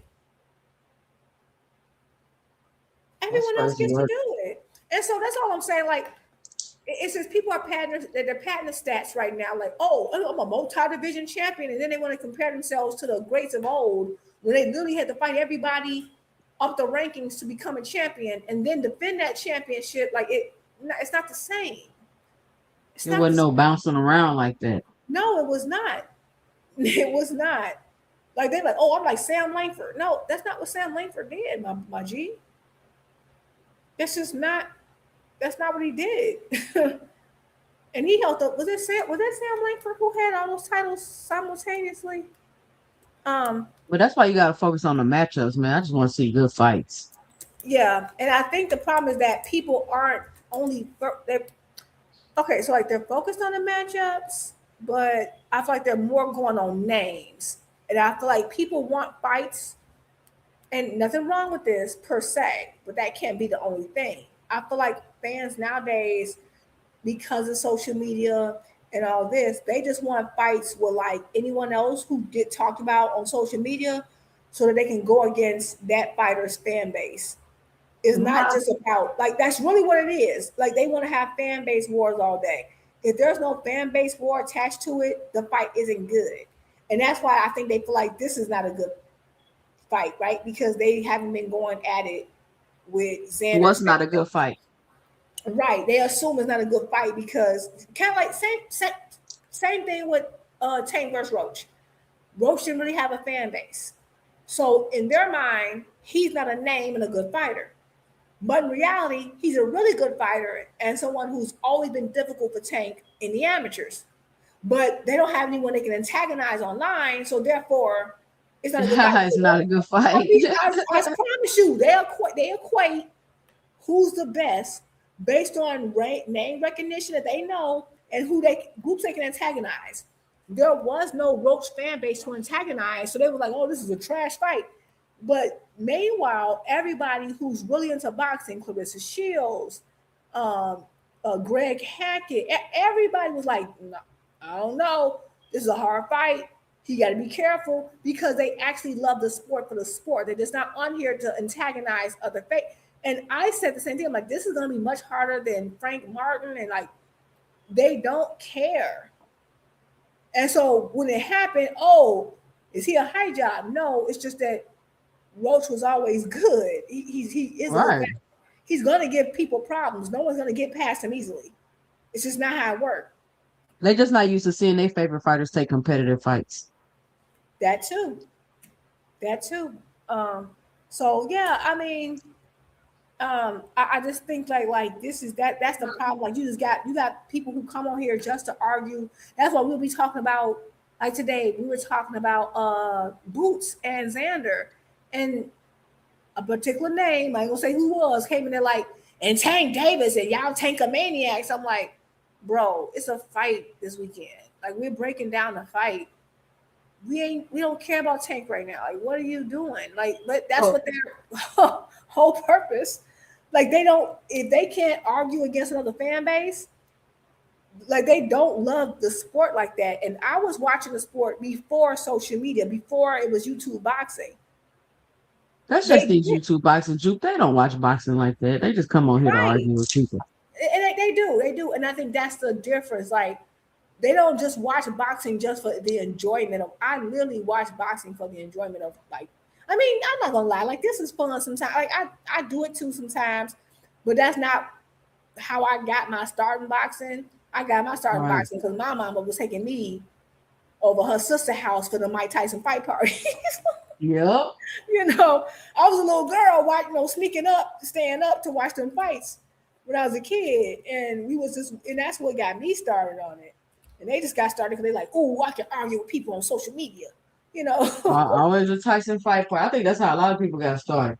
Man, it was back in the day. RA Tyson fight parties. That's what it was. They'll be 90 seconds long. 90 seconds long. You stay up all night trying, like, be so tired, eyes bloodshot red. My mom used to take me to see them fights, and like, okay, like her sister will have like a fight party, and they be all loud. It's like, okay, the kids, y'all can go to bed. And I'm like, I got to stay up for this because I'm excited now. You know, I'll fight my sleep and I'll go watch it. It'll be the best 30 seconds of your life. Like, okay, now I can go to sleep. That shit was crazy. It was cracking back then. I don't think people understand how big Mike was. That was some times. And I mean, we haven't had no fighters with the big fights moments, like just the fighters you could look forward to. Tank been out for a while, and that feeling to me has just been missed. Like who is the fighter that? I mean, I guess Boots is fulfilling it, but he getting there. But yeah, he getting there. I think that's why Tank is so big too. He gives you that. Although Tank don't fight like Tank don't just come in trying to knock you out straight out. I think Tank has a different type of novelty in that we've never seen someone so little, doing the stuff he do with guys that's bigger. I think that's his novelty. That you can't really compare him to anyone else. Although Mike was too, but Mike was different. Mike would come in straight for the knockout, like the first opening seconds. Tank, he was vicious. Yeah, he was like Tank. Now Tank is just more. Tank is more well-rounded, I think, of a fighter than Mike was, and I think it's just still novel because it's like, dang, he's tiny, like tiny, and also this is the first time we've had a star this low in weight, because normally the stars of boxing were either heavyweight, middleweight, or welter. We've never had a star in boxing that's a lightweight or a super feather. That's never happened. Yep, and he knocking people out. Yeah, because normally at that weight, you don't expect. There was a time when no one expected knockouts at that weight. Like there was no, like not even with, like Duran had some power, but even not even like that. But Duran was still not smaller than all his opponents. Tank has been. So I think that's the novelty with Tank. It's just like he really is a kind of a one-of-one. Whether people like it or not. But yeah, I think Boots is on his way. I do think it's partially his promotion because he has someone who don't understand the American market. But I was telling Dean earlier, I do think that it's on his way because I have a coworker who's Puerto Rican, older gentleman, and he asked me about the fight this weekend. And I was like, and he don't know about all the fights. Like he don't watch as much as boxing, but he knows I like boxing.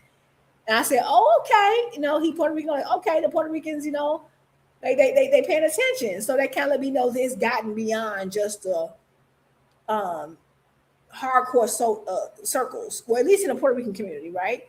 And I know a few people who like, oh, I heard about this Boots guy, so it's not, he's on his way.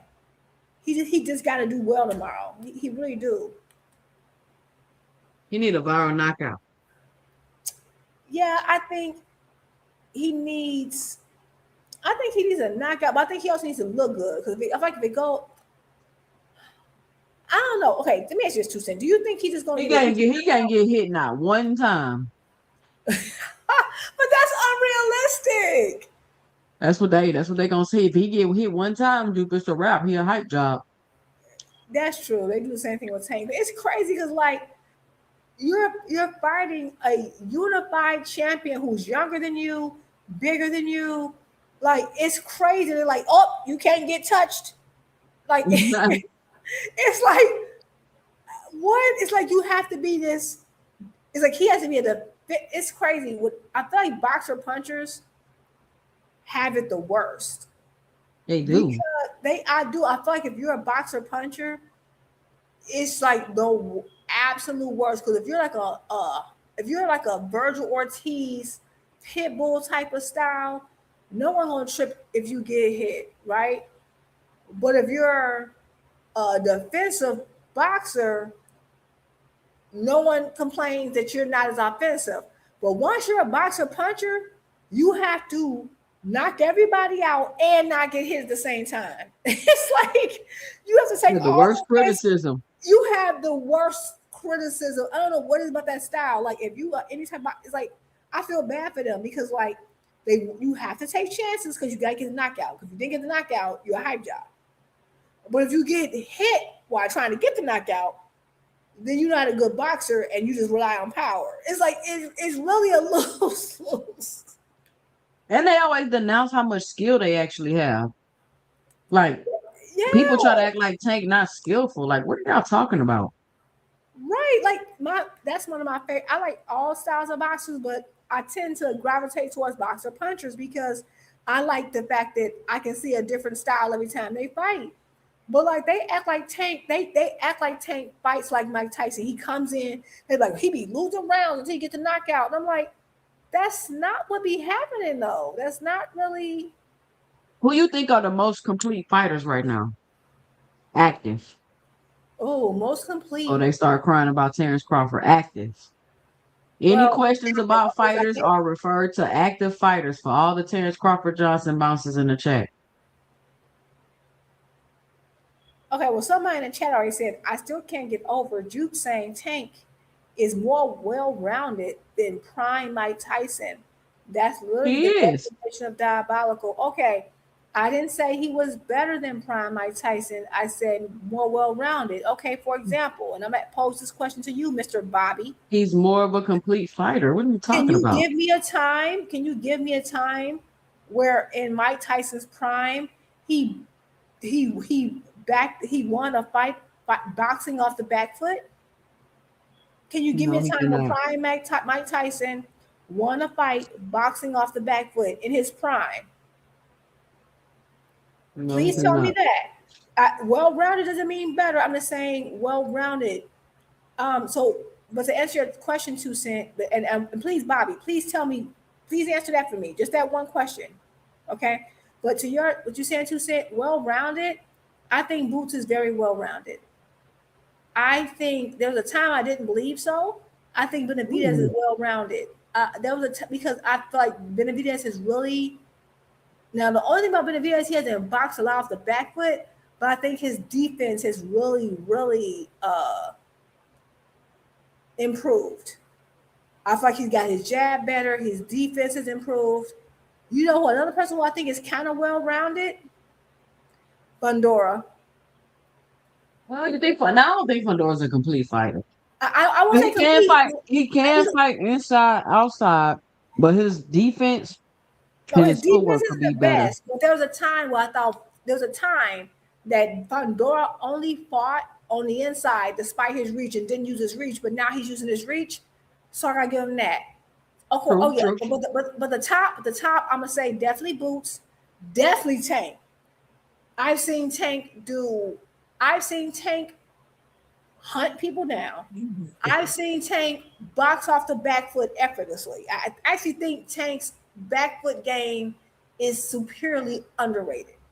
I almost Very. like him better on the back foot. I don't know why. I just think, all right, that's that. So he's good on the back foot. He's good on the front foot. I see him fight mid-range. He's great mid-range. He's good at in and out. He can hunt you down. I've seen him fight 5 different styles and him look great in all of them. So he might be the most. I hate to. I know y'all gonna think I'm biased. And 5 different ways. I've seen him. I can actually say I've seen him fight 5 different ways and look amazing at all, and that's very hard to do in boxing. You're talking about active fighters. Boots. I've seen Boots like when he fought Stanionis. Stanionis is a pressure fighter. I saw him on that back foot. I've seen him just come after people. I've seen his in and out game. I've seen him just hunt you down, knockout. Boots is very well-rounded. So to me, them two are kind of up there. Benavidez, the only thing I haven't seen him do a lot is on the back foot, but I have seen him. He's a pressure fighter. He's not gonna fight off the back. Yeah, he's not gonna, but he's a pressure fighter. But I've also seen him just mix it up mid-range too. With who? When he was kind of mid-range with the last fight. He wasn't like Morrell? Oh God, yeah, and the Morrell fight. On the Morrell fight, he did kind of get backed up a little bit. I see he got clocked too. Yeah, he got popped, got put down. He got clocked trying to fight in that mid range. I still think Morrell was his hardest fight. That was a hard fight for him. And he did say that was the most power he ever felt. I've seen, so I will say he's up there. I don't know if he's as well rounded as Tank, but so far as that like pressure, I've seen him use his jab more recently. like beat up a jab. I've seen him fight mid-range. I've seen him pressure. So he up there. Oh, my God, my bad. Hold on, missing my guy. Bam. Bam, I think Yeah, Bam pretty complete. Bam can do it. Bam is complete. I've seen Bam do a little bit of everything up in there. I ain't like Bam defense in his last fight, but he good. Yeah, Bam defense was a little leaky last fight, but I've seen him do a little. Oh, somebody said Shoo. I ain't gonna lie. I have seen Shoo do both. Shoo's on his way. It's like I like Shoo, but I feel like Shoo feel like I feel like Shoo still need more time. Like when I watch Shoo fight, he just don't look polished to me. You know what I'm saying? Like he don't look. Yeah, like Shoo needs to work on some things. But I'm talking about like when I say well-rounded, I mean like I've seen you fight like all these different styles. You know what I'm saying? Like Right. That's what I mean. Like, is he as polished? No. But how about can you fight in that way? Because there are some people who cannot fight. Like there are some people who absolutely cannot. Like they're like for example, Tio. Tio is one of the most athletic fighters in boxing. Tio is terrible on the front foot. Maybe I shouldn't say terrible. Tio is a true counter puncher. He cannot start the dance. He cannot lead the dance. And when he does lead the dance, it normally ends in catastrophe. Right? That's what I mean by well-roundedness. And he's more polished than Shoo, but Shoo, I've seen Shoo do more with less, if you get what I'm saying. You know? So by the way, did old boy ever answer my question about did you ever see Mike Tyson fight on the back foot? I'm going back. Oh yeah, Usyk definitely. Usyk is very well popped. Usyk, I don't know how I left him out, Lord. Usyk is very well-rounded, I think. I think Usyk's well-rounded. So I think the top well-rounded, if I had to say like the top three and like so far as you're a boxer and you're the most well-rounded, I gotta go with Usyk. I would say Boots and Tank it, well, maybe in Bam. I gotta put Bam up there. But I would definitely say Usyk, Tank, and Boots. Just because they can do a little bit of everything really, really well. And that doesn't mean the other ones aren't. We just haven't seen it yet. Like maybe How's Usyk fighting on the inside? I don't know if I see Usyk fighting on the inside. Didn't he fight a little bit on the inside with Fury? And when he's in cruiserweight, he's some inside fighting with Fury. And I mean he didn't want to, but he kind of got smothered. And then I gotta go back. I think you might be right. Let me think back. I think at Cruiser he did. I don't think Usyk will fight Tyson on the inside. He's gonna lean on him. No, he didn't. He didn't mean to, but he had to like fight it on the inside to get out and then go back to the range. He got trapped. Like there's a few moments he got trapped, and I saw how he kind of maneuvered to get himself out to get back to the. But yeah, so yeah, the Bobby, did you ever answer? Okay, so if you look at prime Mike Tyson at heavyweight, throws more punches. That's not what I asked. We're talking about well-rounded. Can you fight the different styles? Tell me when you see Mike Tyson fight on the back foot or pop shot. Tell me when you see him do that. I'm talking about when I say well-rounded, I mean you can fight all the different styles. Can you be a boxer puncher? Can you be a pressure fighter? Can you be a backfoot fighter? Tell me when you saw Mike Tyson do all those. And I'm not saying Mike wasn't great. Mike is why I'm a boxing fan. Like I just gave Mike his flowers. You can't say I'm a hater. I didn't say he's better. Tell me when you saw Mike Tyson fighting off the back foot. Fighting with one hand off the back foot and won. Please tell me. Thank you, no more sleep. Because he didn't do it. That's why he changed the topic. Tank is more well-rounded than Mike Tyson. He just is. I didn't say better. I love Mike, but Mike is not fighting off the back foot jabbing, slipping shots and shit. This is not what he did. Tripping, man. I'll be tripping. Do it. I've seen Tank slip off the back foot. I'm sorry, I've seen him deal with a pressure fighter, slip, box with the back foot, jab to the body, in and out. I've seen it. I've seen him walk folks down. I've seen him fight mid-range. I've seen him fight on the inside. I've seen Tank do everything, which is crazy for someone his size. That's all I'm saying. So it is what it is. But yeah, but who do you think 2 Cent, like if you had to say who's the best or who you think active fighters are the most well-rounded? I mean, that was a pretty good list we went through. I don't think we left nobody off, unless you want to throw the women fighters on there. But I think that's pretty much everybody. Yeah, now you're like, oh, Tank's fight bum. So basically, Tank's more well. What about Abdullah? What about Abdullah? Oh yeah. Oh, how leave my sweetheart out? I love Abdullah. Yes. Okay, Abdullah. Yeah, he's not as polished just yet, but yeah. Abdullah's the other. And it's funny because like in this list, I realized that's probably what I like the most because everybody I listed are people who are like my favorite fighters right now, which is Tank, Boots. I still would put Usyk in that, Abdullah, and maybe Bam. Yeah, because those are like my favorite fighters right now. So yeah. I think Abdullah is very well rounded. You're right. That's somebody I left out. Abdullah's pretty well rounded. I have to see him more on the back foot. I think. What about Jamel? Jamel. Oh, you know what? Yeah, I didn't think about him because he's not as active right now. But yeah, no, Jamel. That's true. But Jamel is because I think what people forget, Jamel started out as a back foot boxer. I think if you look at Jamel's earlier career, he wasn't.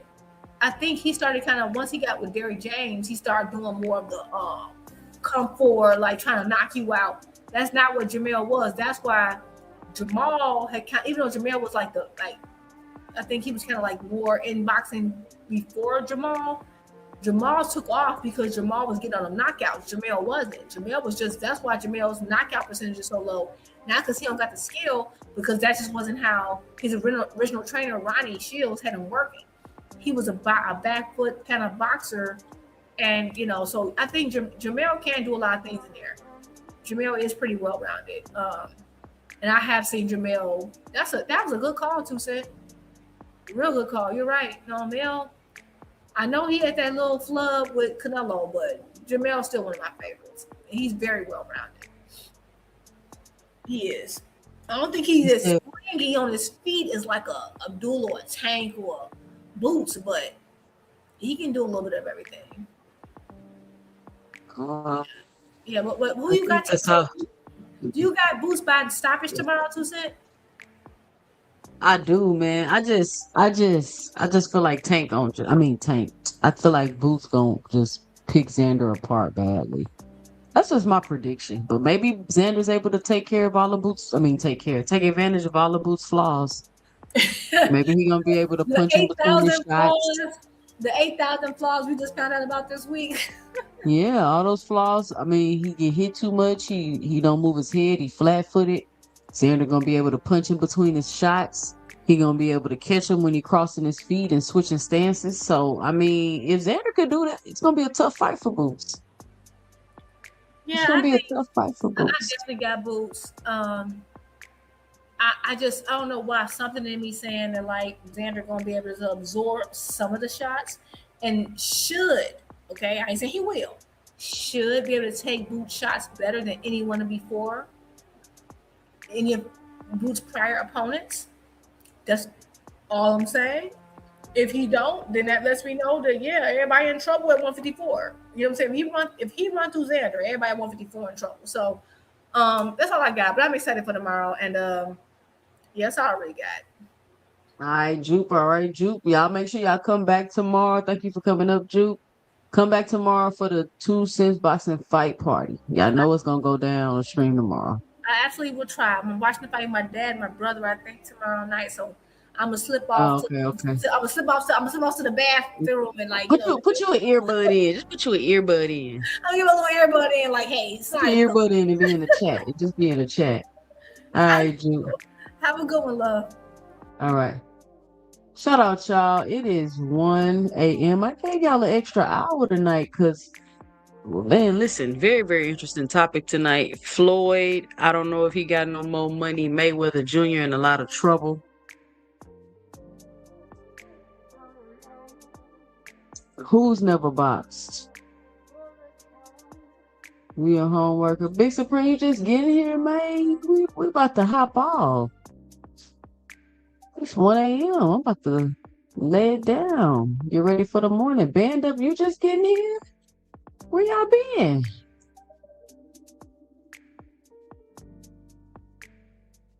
Our coach got 10 number one ranked fighters.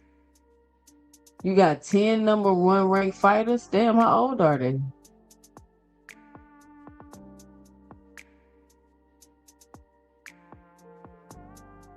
Man, you got to go back, Big Supreme, and watch this segment I did on Floyd.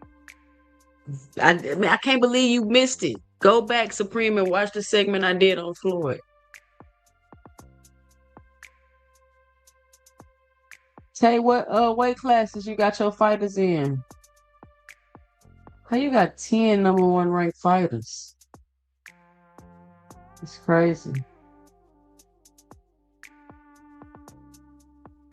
Big Dog Willie, you say you send me a super chat?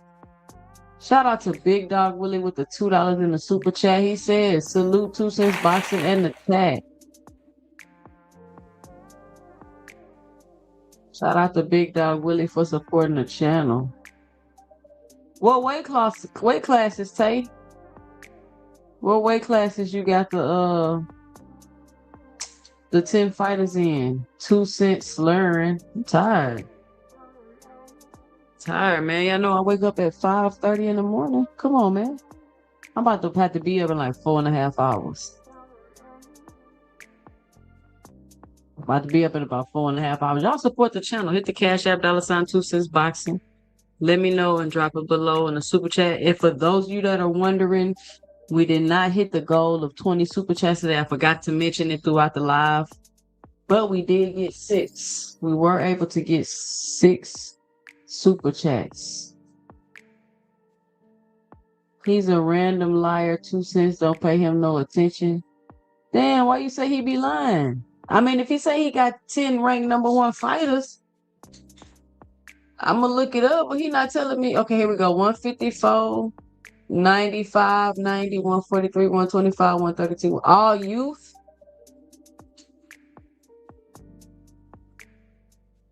They all youth, say? About to look it up and see who you are. You got a 132 fighter. Is it that the elite category? Which one is the elite?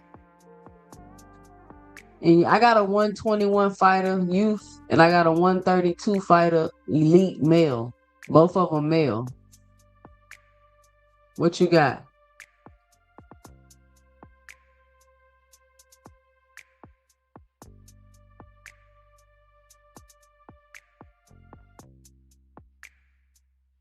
What happened, Supreme? What happened, Supreme? Big Dog Willie say 1 more to the goal. Big Dog Willie with $2 more in the super chat. Shout out Big Dog Willie with the support to the channel. Shout out Big Dog Willie. We almost halfway to the goal. We got 7. 3 more that'll get us at least halfway, y'all. Tay, I'm trying to see who you say you got. Let me see. Asante Lamar and Javion Dula, the only elites we got right now. And what are they weight classes? Is one of them the 132? That's the number one. Any of them number one ranked?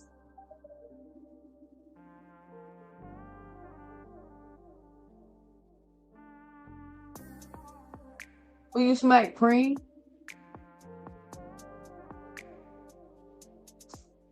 Why I'm trolling, Blaze? Boxing Shushu Bang? Why I'm trolling?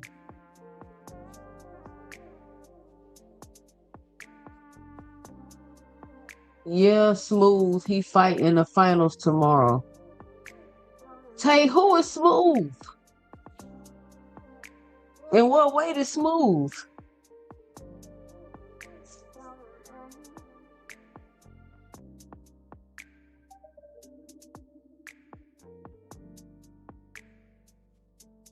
Shout out to Big Dog Willie with $2 more in the super chat, trying to get us to the goal. Y'all help Big Dog Willie out. Shout out Big Dog Willie.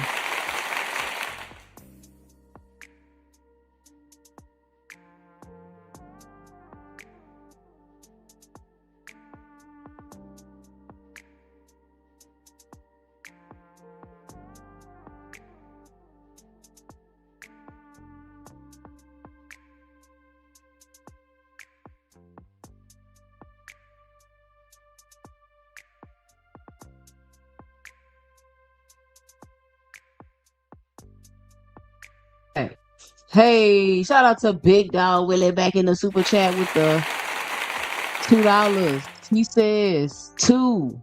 Go two. Let's go with the other super chat. You said you DM me on IG 2 days ago? You did? I thought it was Lamar Dula. Man, let me check my IG.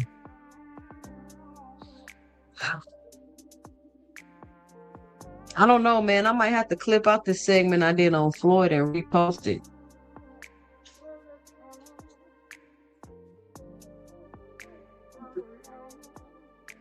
Floyd out of line, y'all.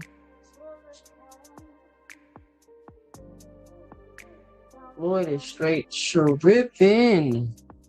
Let me see if you messaged me on IG 2 days ago. All right.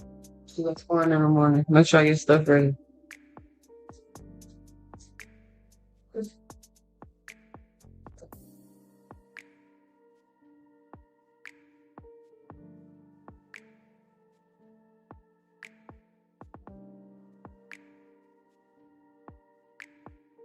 What's your name on here?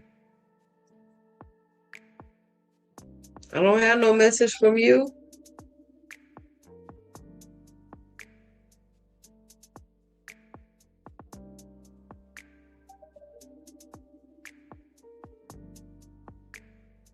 I don't have no message, Tay, in my inbox from you. Was it on IG or Twitter? Shout out to Jude with the $5 in the super chat. She says, great show. You've given me homework on this Floyd stuff. Also, I think this Jai Tucker and Cadino fight may be good. I need the backstory. Shout out to Big Supreme say he about to get hot. He about to get beat. That's why he acting like that. Oh Lord. Big Dog Willie back in the super chat with the $2. He says, bed. Go to bed is his message. I'm definitely about to go to sleep. Shout out to Randall with the $1.99 in the super chat. Appreciate y'all in the super chat. Shout out to everybody that came through in the clutch. We got 12 super chats today. We got more than halfway to the goal in the final stretch. Shout out to everybody that support the channel. J-Man96 say, I don't trust no nigga that smoke hookah. That's crazy. At real_deal boxing, man. I'm telling you, Tay, it's gonna be easier for you just to inbox me. I'm gonna try to remember that. Real_. Let me look it up right now. Let me see. Real_deal boxing. EOXING.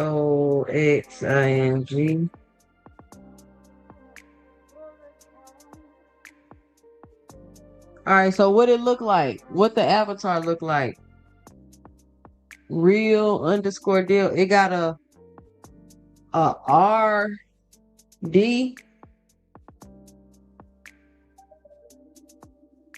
This your boy with the dreads?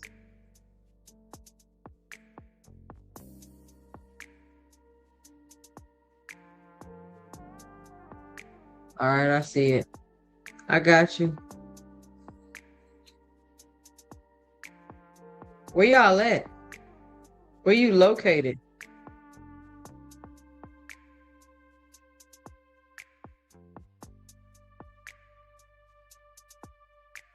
Ohio runs boxing.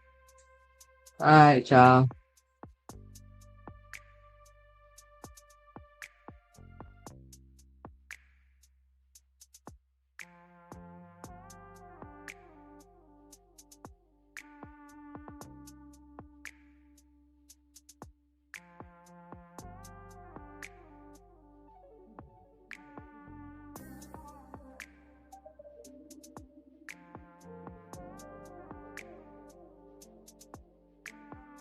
Talking to a Big Supreme. All right, y'all. Shout out to everybody that joined me. Shout out everybody that came through in the clutch with the support to the channel. I'll be live again Sunday for the Sunday review show. Y'all make sure to come and join me. And listen, if you don't want your host all in the videos, cussing you out, timing you out the chat, leaving you in the background, muting you when you're trying to talk, come on over to 2 Cents Boxing, where we talk everything boxing and everybody's entitled to their own opinion.